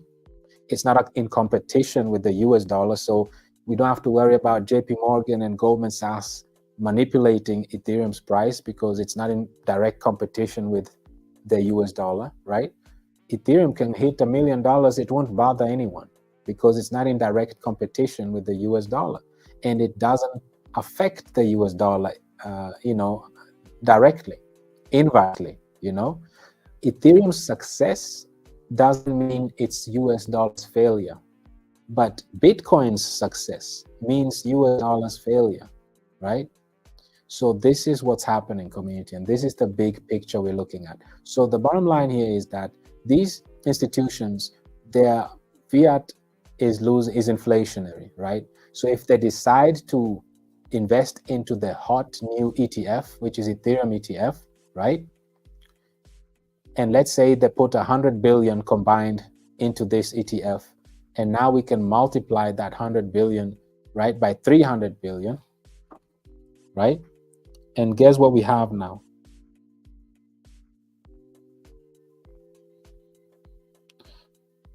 Now we have 10 trillion. Now we have 10 trillion. And this just shows you how easy, coordinated this plan will work out to flip Bitcoin in a heartbeat. It's not a big issue. Suppress it. And this is not one company suppressing it. These are governments. These are countries coordinating to suppress the price. So this is on a global scale because all these individuals are from the WEF, World Economic Forum. They already told you. They told you cryptocurrencies failed the test. We want stablecoin to be, and CBDCs, not cryptocurrencies, right? There can't be money. Ethereum doesn't want to be money. As a matter of fact, Ethereum doesn't even want to be a medium of exchange either. They're just used for gas. So Ethereum is harmless. Nobody's behind Ethereum. So Ethereum can sneak behind, flip Bitcoin, and become the #1 currency. And it's easier to sell that to large investors now. Like, oh, this is Ethereum that is the modern day internet. All the stable coins are built on top of it. All the tokenized real world assets are built on it. The largest funds are built on top of it. Governments are establishing, states are building stable coins on top of it. Asset managers have all their assets on Ethereum, right? So it's an easier case to sell. It's easier to sell Ethereum ETF than Bitcoin, right? Bitcoin, you just have to wait for the price to go up, and then it will drop 85% after the bull run, and that's all. It's a one-trick pony. But with Ethereum, you have a bigger case, right? You have a commodity that is deflationary, that is the modern day internet, and the more it's adopted, more items you can build on top of it. All the liquidity funds from BlackRock and Van Eck are built on top of it. Goldman Sachs and JP Morgan and Barclays have come together and built a private blockchain on Ethereum to collateralize all the assets that BlackRock has tokenized. And these are in trillions of dollars. It's an easy pick. This is an easy pick. So if we see news like this, we'll be aware, we'll know what's happening, okay? They're just going through the motions. They're causing fear, uncertainty, doubt. Retailers will be selling. This is what they're known for. They're experts. They've been doing this with gold for over 80 years. So it's nothing new. It's just business as usual. They've been suppressing gold price for the longest. It's in the Fed's best interest to suppress gold price. It's in the Fed's best interest to suppress Bitcoin's price. Ethereum is harmless. It's not in direct competition. Let's push Ethereum. Let's make Ethereum the #1 cryptocurrency and build stable coins on top of it, purchase treasury bills, and make the dollar great again, right? This is why you see the politicians are behind it. They can co-sign it. This is why you see all of a sudden Gary Gensler gave it a green light and is all of a sudden campaigning for Ethereum and how everything is going smoothly. This is because they have to save the US dollar. It's the only way out. This is the strategy. This is how to do it. This is how you also see in London, on the London Stock Exchange, 21 Shares already introduced Ethereum staking. So staking is already live as we speak in London. You can stake your ETH on the exchange. So while the US is still putting the act together, investors in London, in England, in the UK, they can already stake their ETH. They're already getting the best out of ETH, right? This means more Ethereum is going to be removed from circulating supply. And this is the real ultrasound money, right? It doesn't seem like it right now because it's inflationary right now, because there's not a lot of transactions going on right now, right? Because the meme coins are taking over Solana and everybody's moving over to Solana right now, or Base, because it's a meme coin rush right now. But once the adults get back into the room, and once liquidity gets flooded into the industry, once the regulators have cleared the stablecoin regulations and everything is in line, this is where you'll see how this turns back into ultrasound money. It turns back into deflationary mode, and it attracts a lot of use cases. If you want meme coins, go to Solana. But if you want real world assets tokenized, if you want stable coins, if you want smart contracts that are you can borrow and lend, exchanges, applications that really change the world and bring value and bring the industry further, you'll find them on Ethereum, right? And that's the difference. So this is exactly what we can expect. There'll be a lot of liquidity coming to Ethereum, with BlackRock leading the way, with VanEck coming out with their own stablecoin, with the whole agenda that we see here. A lot of money is leaving Bitcoin right now. A lot of money is about to leave Bitcoin, and smart money is getting ready to jump on Ethereum right now, because this is the new and hottest product. And the way the agenda is moving forward right now is a reason why Germany they're well known for engineering and manufacturing. So US, these are intelligent individuals, right? They're not selling because they want to take a loss. They're selling because they have a much better proposition. Remember how we used to talk about economy is all about incentives? If the incentive is sweet enough, is attractive enough, everybody will jump on it. And Ethereum ETF is a way more attractive proposition, right? It's in no competition with the US dollar. With these bad actors in play, which is JP Morgan and Goldman Sachs, everybody's getting out of the way because they know what's about to happen. Bitcoin is getting ready to be manipulated and kept suppressed. Let's jump on this highway known as Ethereum. Let's ride this wave. Let's make money. Let's jump on Ethereum ETF. That's what countries are saying. This is what governments are saying. This is what the miners are saying, right? You have to move with times. Every cycle has a new horse, right? The first cycle was Bitcoin itself. The second cycle was ICO. That's when Binance came, Ethereum came, and then second cycle was meme coins, right? And now this cycle is Ethereum ETF. This is what it's all about. Everything is about Ethereum this cycle. All the tokenized assets are in Ethereum. Liquidity funds are in Ethereum. Stable coins are in Ethereum. ETFs, Ethereum, because people start to understand the proposition. For the first time in history, you have a commodity that is deflationary, that you can stake and earn dividends on it, right? There's nothing like it. And then at the same time, it's actually the technology itself. And the way it doesn't need to produce or manufacture anything. The more it's embraced, the more it's used, the more applications are built on top of it, the more valuable it becomes naturally, right? Now, we've been painting everything so rosy, and we've been on the Ethereum bandwagon, and Ethereum is perfect, right? No, it's not true, right? We also have to pick some points where we have to say, okay, let's be fair. Let's not be biased, right? Of course, there is no perfect blockchain, right? like we see currently, Ethereum at its current form, it is inflationary currently, right? And the whole staking situation with Ethereum is really still a mess, right? This is why the US has not approved it yet. And right now, staking ETH is not attractive because just like we looked at the last community events, you are staking an asset that is inflationary. That's not attractive, right? Because you're inflating what you're staking. And usually you have to lock this for a period of time. You don't want to lock up something that is inflationary. So to be fair, we just had to point this out, you know. Currently, Ethereum is inflationary. It doesn't experience as much volume right now, right? Because the real bull cycle has not started yet. It has not kick-started yet, right? So its staking is not attractive right now. Now, keep in mind,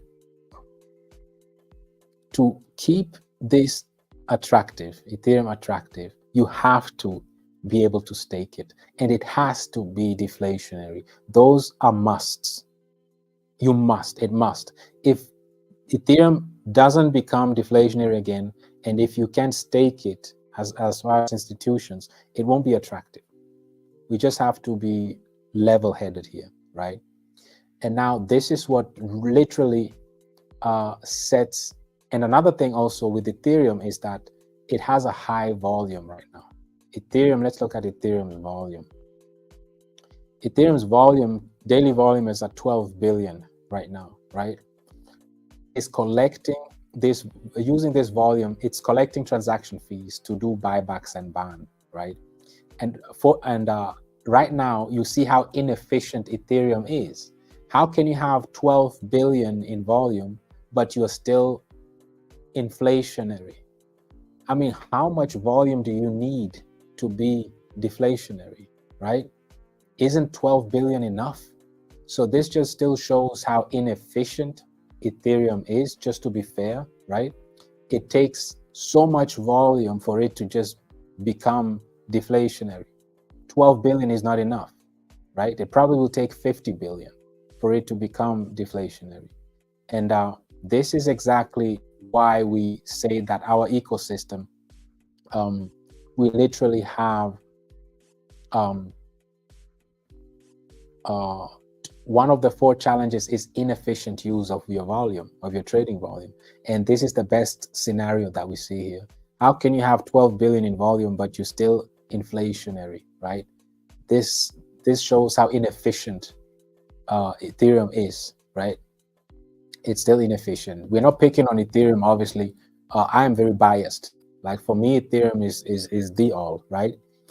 However, we have to be correct. We have to point not just the good, but we also have to point out the challenges, right? So currently, Ethereum is very inefficient with its volume. It is inflationary, and right now, at its current form, it's not an attractive investment as far as staking is concerned, right? And this is exactly what brings us over to our ecosystem, right?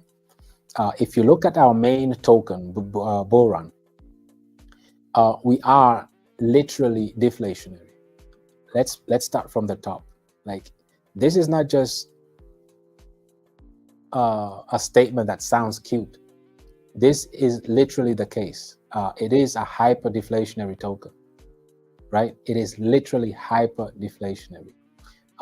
The issue, the challenge that Ethereum is facing right now, we are not facing it because we can't be inflationary by nature. We started with 1 million in supply, 1 million tokens. If we come here, we are down to 969,000. So we've burnt more than 30,000 BRL tokens already. And this is from the total supply, max supply. So the max supply is decreasing, right? Unlike Bitcoin, its max supply is not hit yet. So it's still adding more tokens. And Ethereum too. Ethereum is adding more tokens, right? It's added 46,000 more tokens within a month. It's adding, it's inflationary. And Bull Run is not like that. And for a staking token, you shouldn't be inflationary. Let's just call it how it is. For a staking token, you need to be scarce, at least deflationary. But to really be the best of the best, a staking token needs to be scarce, just like ours.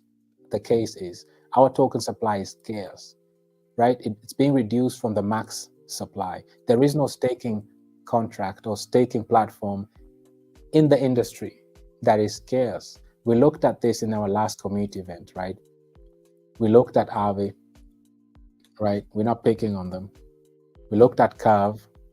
This is another staking token. And we looked at how it looks because it's inflationary, right? And this is why they lost over 99.9, 99.5%. Let me zoom in. Don't take my word for it. Just look for yourself. You see here, 99 in red, 99.5%. So almost 100%. It went down. This is what happens to inflationary tokens. Inflation is cancer. Inflation is horrible for a staking token. So this is why we say you can't be inflationary and have a staking platform. It doesn't match. It will look like this. And you will also be down 99.5% from your all-time high. This is horrible. And Curve is not a meme token. Curve is a blue chip, well-respected token, blue chip utility token, right? So this just shows you how from day one, our mechanism, our tokenomics, our mechanisms, the way it was developed with the 4 challenges in mind, right? Those 4 challenges are lack of liquidity. This is why we are retaining liquidity, 3%. Inflation, this is why we are banning tokens from the total supply, reducing the supply, we are scarce. Unsustainable staking distributions, we are using our volume to retain liquidity, right? And inefficient use of volume. We're using volume to retain liquidity, right? To ban tokens and to accumulate USDC distributions. So we are efficient. So it's impossible to have, it doesn't make sense that you can have 12 billion in volume and you're still inflationary. That just shows that you're inefficient. You're not efficient, because let's take 1 billion. Let's not take 12. Let's do the math with 1 billion. Let's see what Ethereum would be doing with our mechanisms, right? You know we have to pull up the calculator. You know we can't close this session without pulling up the calculator. We have to. So 1 billion, right? 1%. 1 billion. 1% of that. 1% of a billion of a billion is 10 million, by the way. 10 million, right? That's the fact. So that means 10 million worth of BRL tokens, 1%, will be banned, forever removed from the total supply, from the max supply. This is insane. So this just shows you that this is not just, this is why we say this not just to sound sweet and cute, but this is the truth. This token is hyper deflationary, right? This is not your average token, like staking token, like Curve is, right? This is not a staking contract that is deflationary. So if you have a staking contract, staking platform, you have to be hyper deflationary. You have to be, you know, else it won't be sustainable. So that means 10 million worth of US dollar worth of BRL tokens will be banned, removed from the total supply. That also means that 10 million worth of USDC will be placed in the smart contract, right? You see how this is the staking contract. Right now, there's almost 56% staked of total supply. And this smart contract, it accumulates USDC distributions. So it doesn't give you BRL tokens as rewards. It gives you USDC. Currently, there is only 1,700 USDC for those who decide to stake. But now, based on these calculations, there'll be 10 million USDC every 24 hours for those who want to stake, right? And then we have to multiply this by 3 because most importantly, we are focusing on liquidity. So that means 30 million worth of liquidity every single day will be added to the liquidity pool, right? And this is what's really important because this is what drives and maintains an ecosystem. So this means that in one day, we'll have 30 million in liquidity, but we are more interested in the long term, not just one day, right?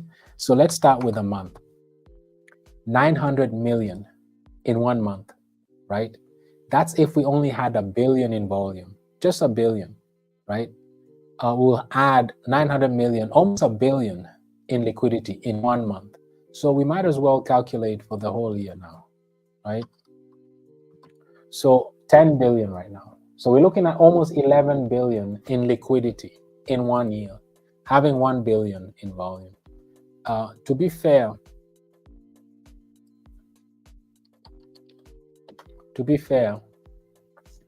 let's have an idea because we have no idea right now. Let's look at the largest liquidity. Bitcoin has the largest liquidity, right? 1 billion. So right off the bat, within a year, we'll have 10 times more liquidity than Bitcoin. That shows you how inefficient Ethereum is because Ethereum actually has 10 times that volume. Trading volume is 12. We just play 12 billion trading volume. We just make an example with 1 billion. So 12 times less. And already it will take us only 1 year to surpass Bitcoin's liquidity by more than 10 times. But let's compare apples to apples. Let's go to Ethereum. Let's look at what Ethereum's liquidity is right now. 957 million. So not even 1 billion.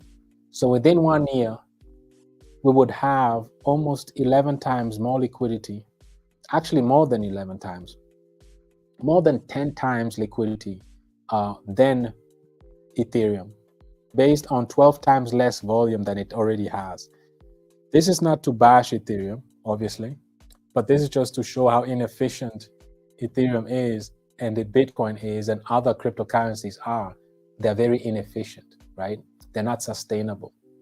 They're not focusing on sustainability and efficiency and adding liquidity and burning tokens and incentives to the community through, like in our case, USDC distributions. You have to find that sweet spot. You have to find that flywheel effect that the traders can benefit because the liquidity is, who doesn't want to trade in a liquidity pool of close to 11 billion? I mean, everybody will want to trade there, right? You'll attract a lot of traders because it's so liquid. And this is just after 1 year. And you have a lot of people trading your token. And because we are efficiently using our volume, right? And remember the article here. Our market cap is not 1 trillion or 400 billion, right? Our market cap is what? 400,000.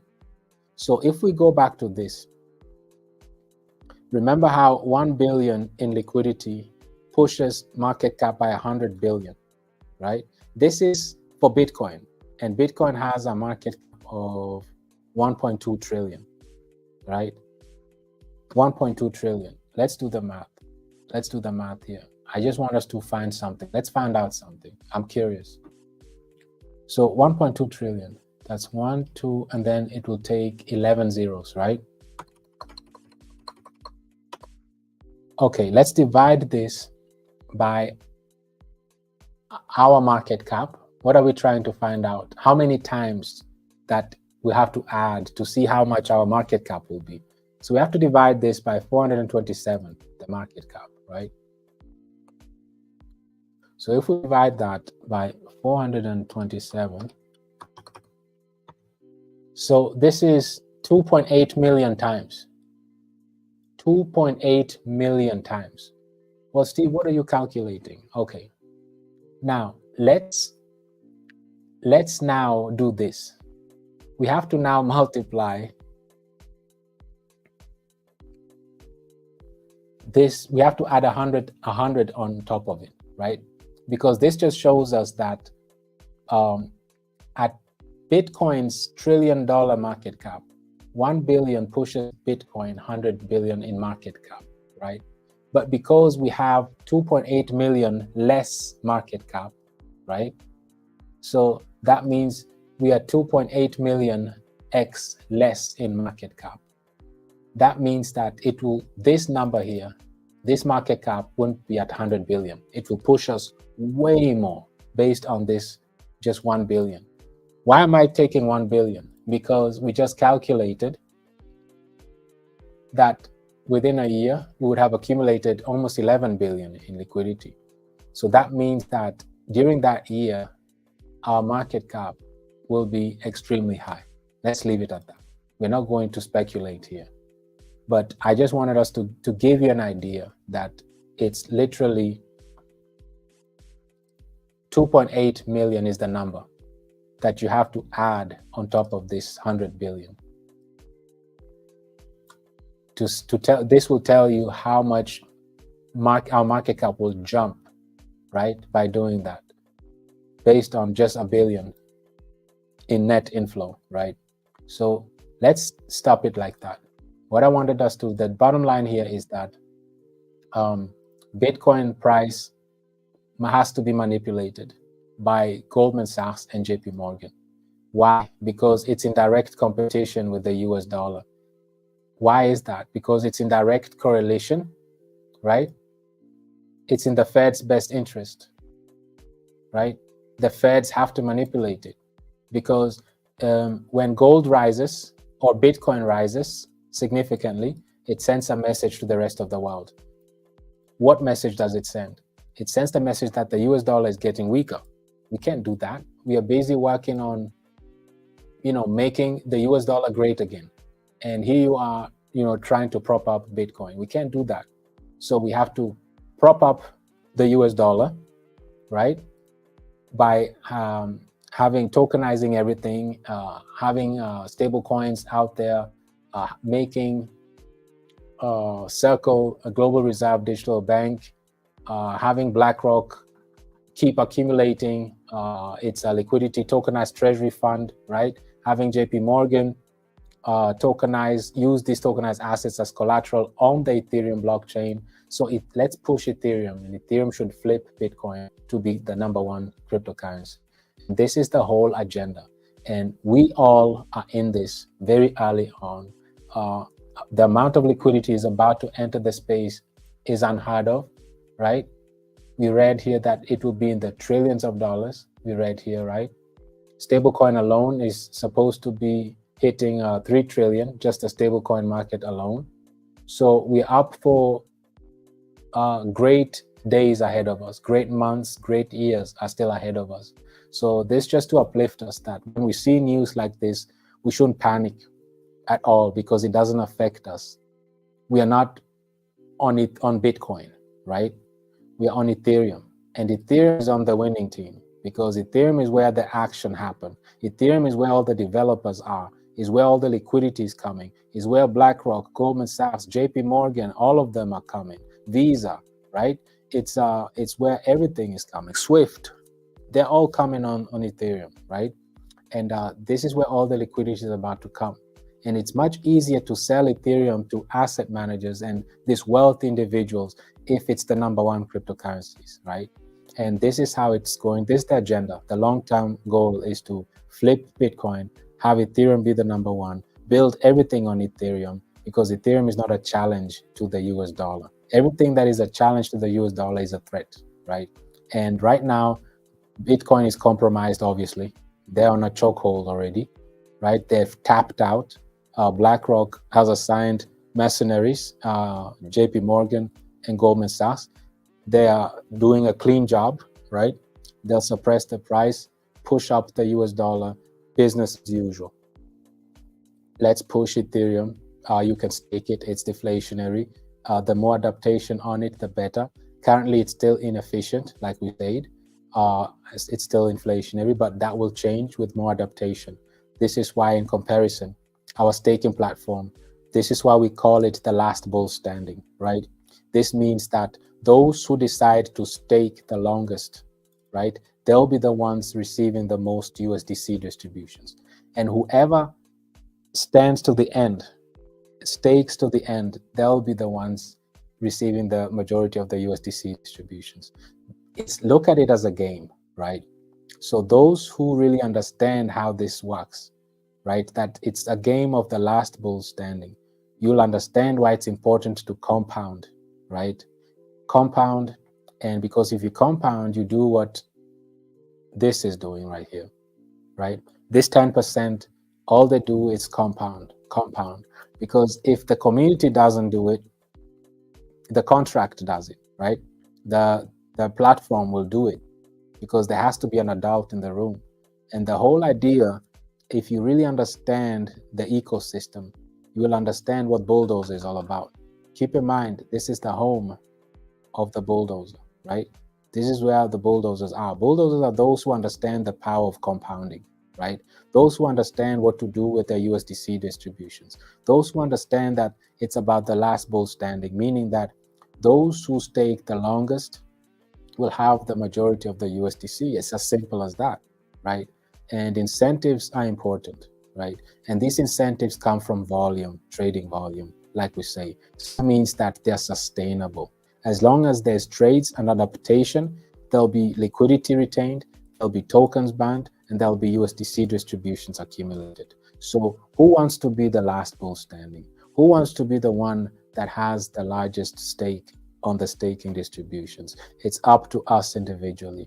And the more informed and educated we are about our ecosystem, about its mechanisms, about how it works, about the compounding effect, about scarcity, all of this is part of information education. They'll do the right thing. And let's all make our informed and educated decisions ourselves. I definitely want to be the last bull standing, right? And I'll take up the challenge. And this is what it's about. Another thing I wanted to highlight here, and I want to close with this. Keep in mind that every bull cycle, the increase, appreciation decreases. The very first bull cycle, Bitcoin jumped by 56,000%. The second, only 12. Last bull cycle, only 2,000. So it decreases by 6 times every time. So what does this tell us?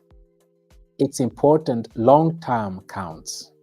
The more liquid the markets become, the less steep the rewards, the returns will be. So what does that mean? What will be now important? Distributions will be more important. People will be now looking for, where can I get steady, sustainable distributions? This is why Ethereum is a much more attractive choice. Do you get it now? Because Bitcoin is tapped out now, right? Because every bull cycle, it's less and less. The return on investment is less and less. And the more liquid the market gets, the less return on investment you get on Bitcoin. However, with Ethereum, because it's based on, you can stake it and it's deflationary and it keeps giving and giving distributions, it doesn't matter. You don't care about the immediate impacts. You just care about the long-term distributions, staking distributions you get. Who else has such a mechanism, right? It's bull run. It's based on transactions. So the more the markets adapt the platform, the more liquidity we'll have. The deeper the liquidity, the higher the volume. The higher the volume, the higher the USDC distributions. So this is something for the long term, that even as you're holding it, you're still getting your distributions, and you're holding a token that is scarce, right? That is losing its token supply. With every trade, it reduces. The supply is being reduced, right? And there is no staking platform like that. This is literally revolutionary. There is nothing like it. All staking platforms, including the largest staking platform, blockchain, Ethereum, is inflationary. This speaks for itself, right? If the largest, baddest blockchain that is deflationary is currently inflationary for the last month, this just shows you that what we have is unique. We have a platform, a staking platform that is actually scarce. Supply keeps shrinking. We'll leave it at that. Do your own research. Get this point that we're trying to make, make your own decisions, right? The end game is long term, because the returns won't be as big all the time. It's actually shrinking. Every bull cycle is 6 times less, right? So what people will look forward to are steady returns, steady dividends, steady distribution, steady staking rewards. And this is why Ethereum in the long run is a much more attractive option than Bitcoin, right? You can't top out Ethereum, because in the long run, there'll be more applications built on top of Ethereum. There'll be more adaptation on Ethereum. There'll be more transactions, and the more transactions, the more rewards. That's how our ecosystem works. The more it's adopted, the deeper the liquidity, the more bonds, and the more USDC, right? And it's a win for the traders and a win for the stakers. It's a win-win for everyone. And in the long run, nobody really, if you have a scarce commodity and this commodity is being staked, not just staked, but more than half of its supply, 55%, almost 56% of its supply is locked away from circulating supply. Its supply keeps shrinking, and it's in high demand because it has deep liquidity. These three items combined make the price go up. That's just what happens, and we'll stop it at that, right? That's just, if you lock up circulating supply through staking, if you burn total supply, if you add liquidity, you make it attractive to traders, and that causes burns and adds USDC. And this is the beautiful thing that makes this ecosystem completely unique, right? So this is it for today, community. This has been a lot of information, and again, it took us another 2 hours to go through this. However, it was important for us to understand, if we read such things on the news, we shouldn't panic, right? We shouldn't think that the cryptocurrency industry is dead, everybody's selling out, and we're all going to zero now. No, this is all strategic, right? This is coordinated. Nations are selling, miners are selling. Everything is just according to plan, right? Let's look at the big picture. We understand what's happening. This has been done with gold before. The players are the same, right? Goldman Sachs, same players. JP Morgan, same players, right? They did the same thing with gold, right? We know that. JP Morgan did that. Deutsche Bank did that. They're known for that, right? And these are the same players. JP Morgan, they're back in the game now with digital gold, right? And here, Goldman Sachs also. So just they're repeating the same thing, but on the blockchain now. Nothing changed. And they're telling us in our faces. They're telling us exactly. They're giving us the blueprint. They're telling us what's about to happen, right? They're telling us right here that stable coins and central bank digital currencies, not crypto, that will be part of the financial ecosystem of the future, because they are liquid. And we see here soon stable coins will be the #1 debt owners, US debt owners. And this is good for the US, because now they can manipulate it, right? And they have the largest bank and the largest asset manager in the world, right? Manipulating Bitcoin, suppressing the price. Same thing like they did with gold years ago. And the government, the feds, they won't do anything about it. Why? Because it's in their best interest, right? Again, the feds, they have a mandate to protect the US dollar, right?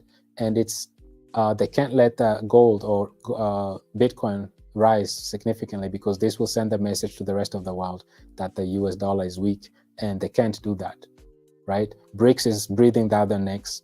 The inflation is still high. Bitcoin is a challenge, right? We have to take care of those three things. and then make sure that we use this cycle to flip Bitcoin with Ethereum. And then we'll be on course, right? Business as usual. And this is the big picture that we should look at. So when we look at the market and everybody's fearful, and you see how it's down to 45, people agree, are fearful, and this and that. We know better, right? We understand, we see the big picture, we understand why these things are happening. We see their moves before they even complete their moves. So we're just waiting for the public, for the mainstream to catch on and to understand what's really happening.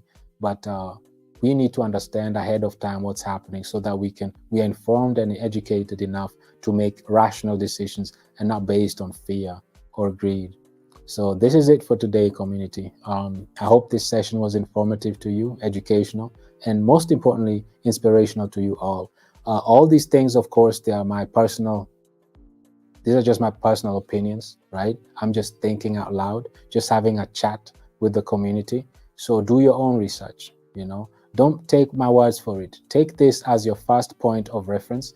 Go do your own research, right? But I'm just giving you a big overview of what the global world is all about, what the industry is all about, and that we're on the right track, that we're on the right blockchain, that liquidity is facing us. We have the right platform that is literally built to retain all the liquidity, be sustainable by having a binding mechanism and being scarce, having incentives for the community by having a staking platform that is sustainable, and using our volume efficiently to sustain all of our ecosystem, right? This is what we're all about, community. With that said, let me come back to you briefly and check with you,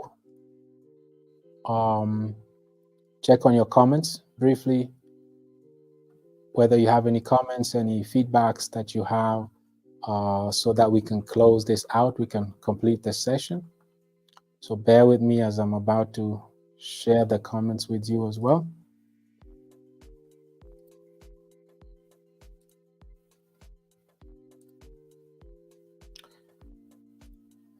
And let's get to you.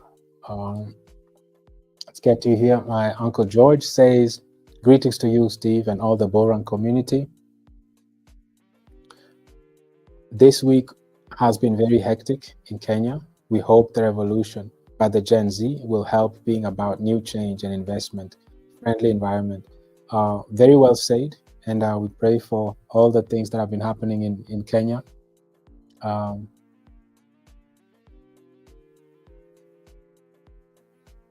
So I really believe that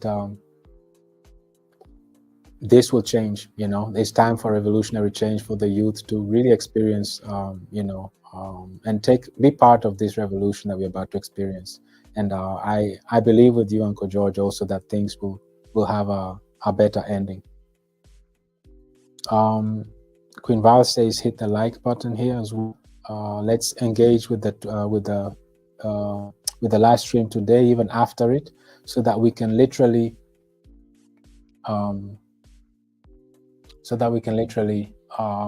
push this information to as many people as possible. Also, the tweets are out. Killer Whale is out. Survivor is out, and Boran is also out. So let's engage. Let's ensure that we engage with these as well. Love when the professor pulls out the calculator. Brother Theo, we can't complete this session without pulling up the calculator. We have to do it. It's just part of the ecosystem, right? We have Queen Nancy here as well. Good evening, Steve. Hello, Bull Run community. Another great and educational video, straight on point and easy to understand in crypto terms. Outstanding presentation. Thank you. Peace and light. Thank you so much, Queen Nancy. Thank you for always showing up and being part of these community events as well. May you also experience the same. We have Brother Greg is asking, when do you think we'll hit peak ETH price? I wish I had the crystal ball. I can't tell you the date and time when the peak will be. I can't tell you that. Nobody knows. But what I can tell you, brother, is that once you see all these things that we've discussed start to happen, right? Once you see the clarity on regulations, once the ETFs start going through, and once you see the greed factor, like you see on CoinMarketCap, once you see that everybody's starting to be too greedy, and your Uber driver, your barber, everybody now starts talking about crypto, that's when you should start knowing that, okay, we've hit the peak, right? Because right now, if you talk about crypto, people roll their eyes, they call it a scam, so you know that we are early. But when everybody believes that Bitcoin is about to hit $1 million, and everybody talks crypto, and everywhere is crypto, and everybody wants to talk to you about crypto, then you know that, okay, we've hit the peak. We are about to, everybody is now in tune. So this is how the markets work. You always have to do the opposite, right? When the markets is fearful, that's when you need to get your act ready, get your bag ready, prepare, when everybody's fearful, because that's when usually there's no liquidity, there's no excitement, there's no volume, there's not much news about crypto, not much interest, and the prices are low. That's usually the time. But that's the time you need to get ready.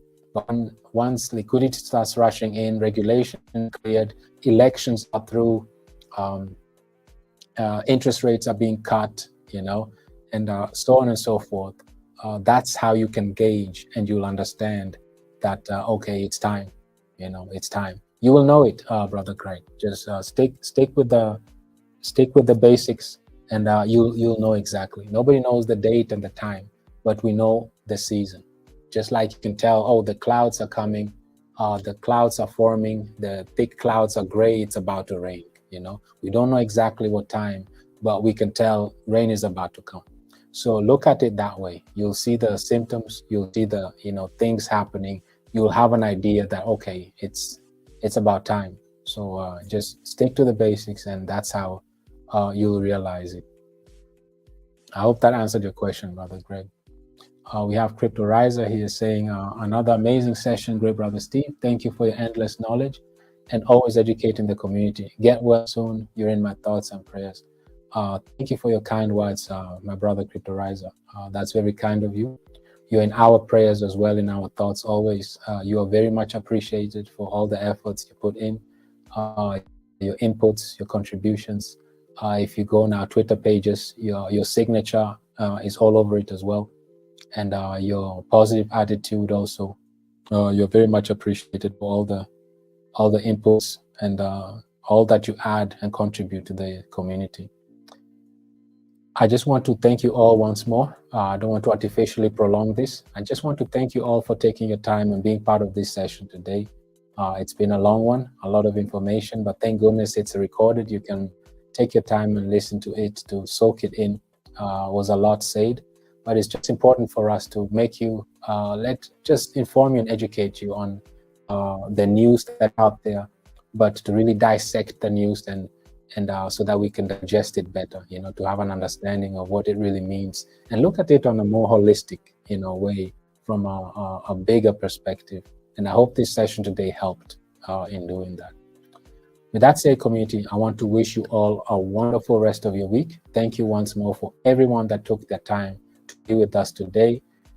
You are very much appreciated. And let's push this video to reach as many people as possible, as it's important that we all understand what's going on a global scale, And if we see these things happening, we should not fear, but rather we should be excited and anticipating the next steps and what's coming.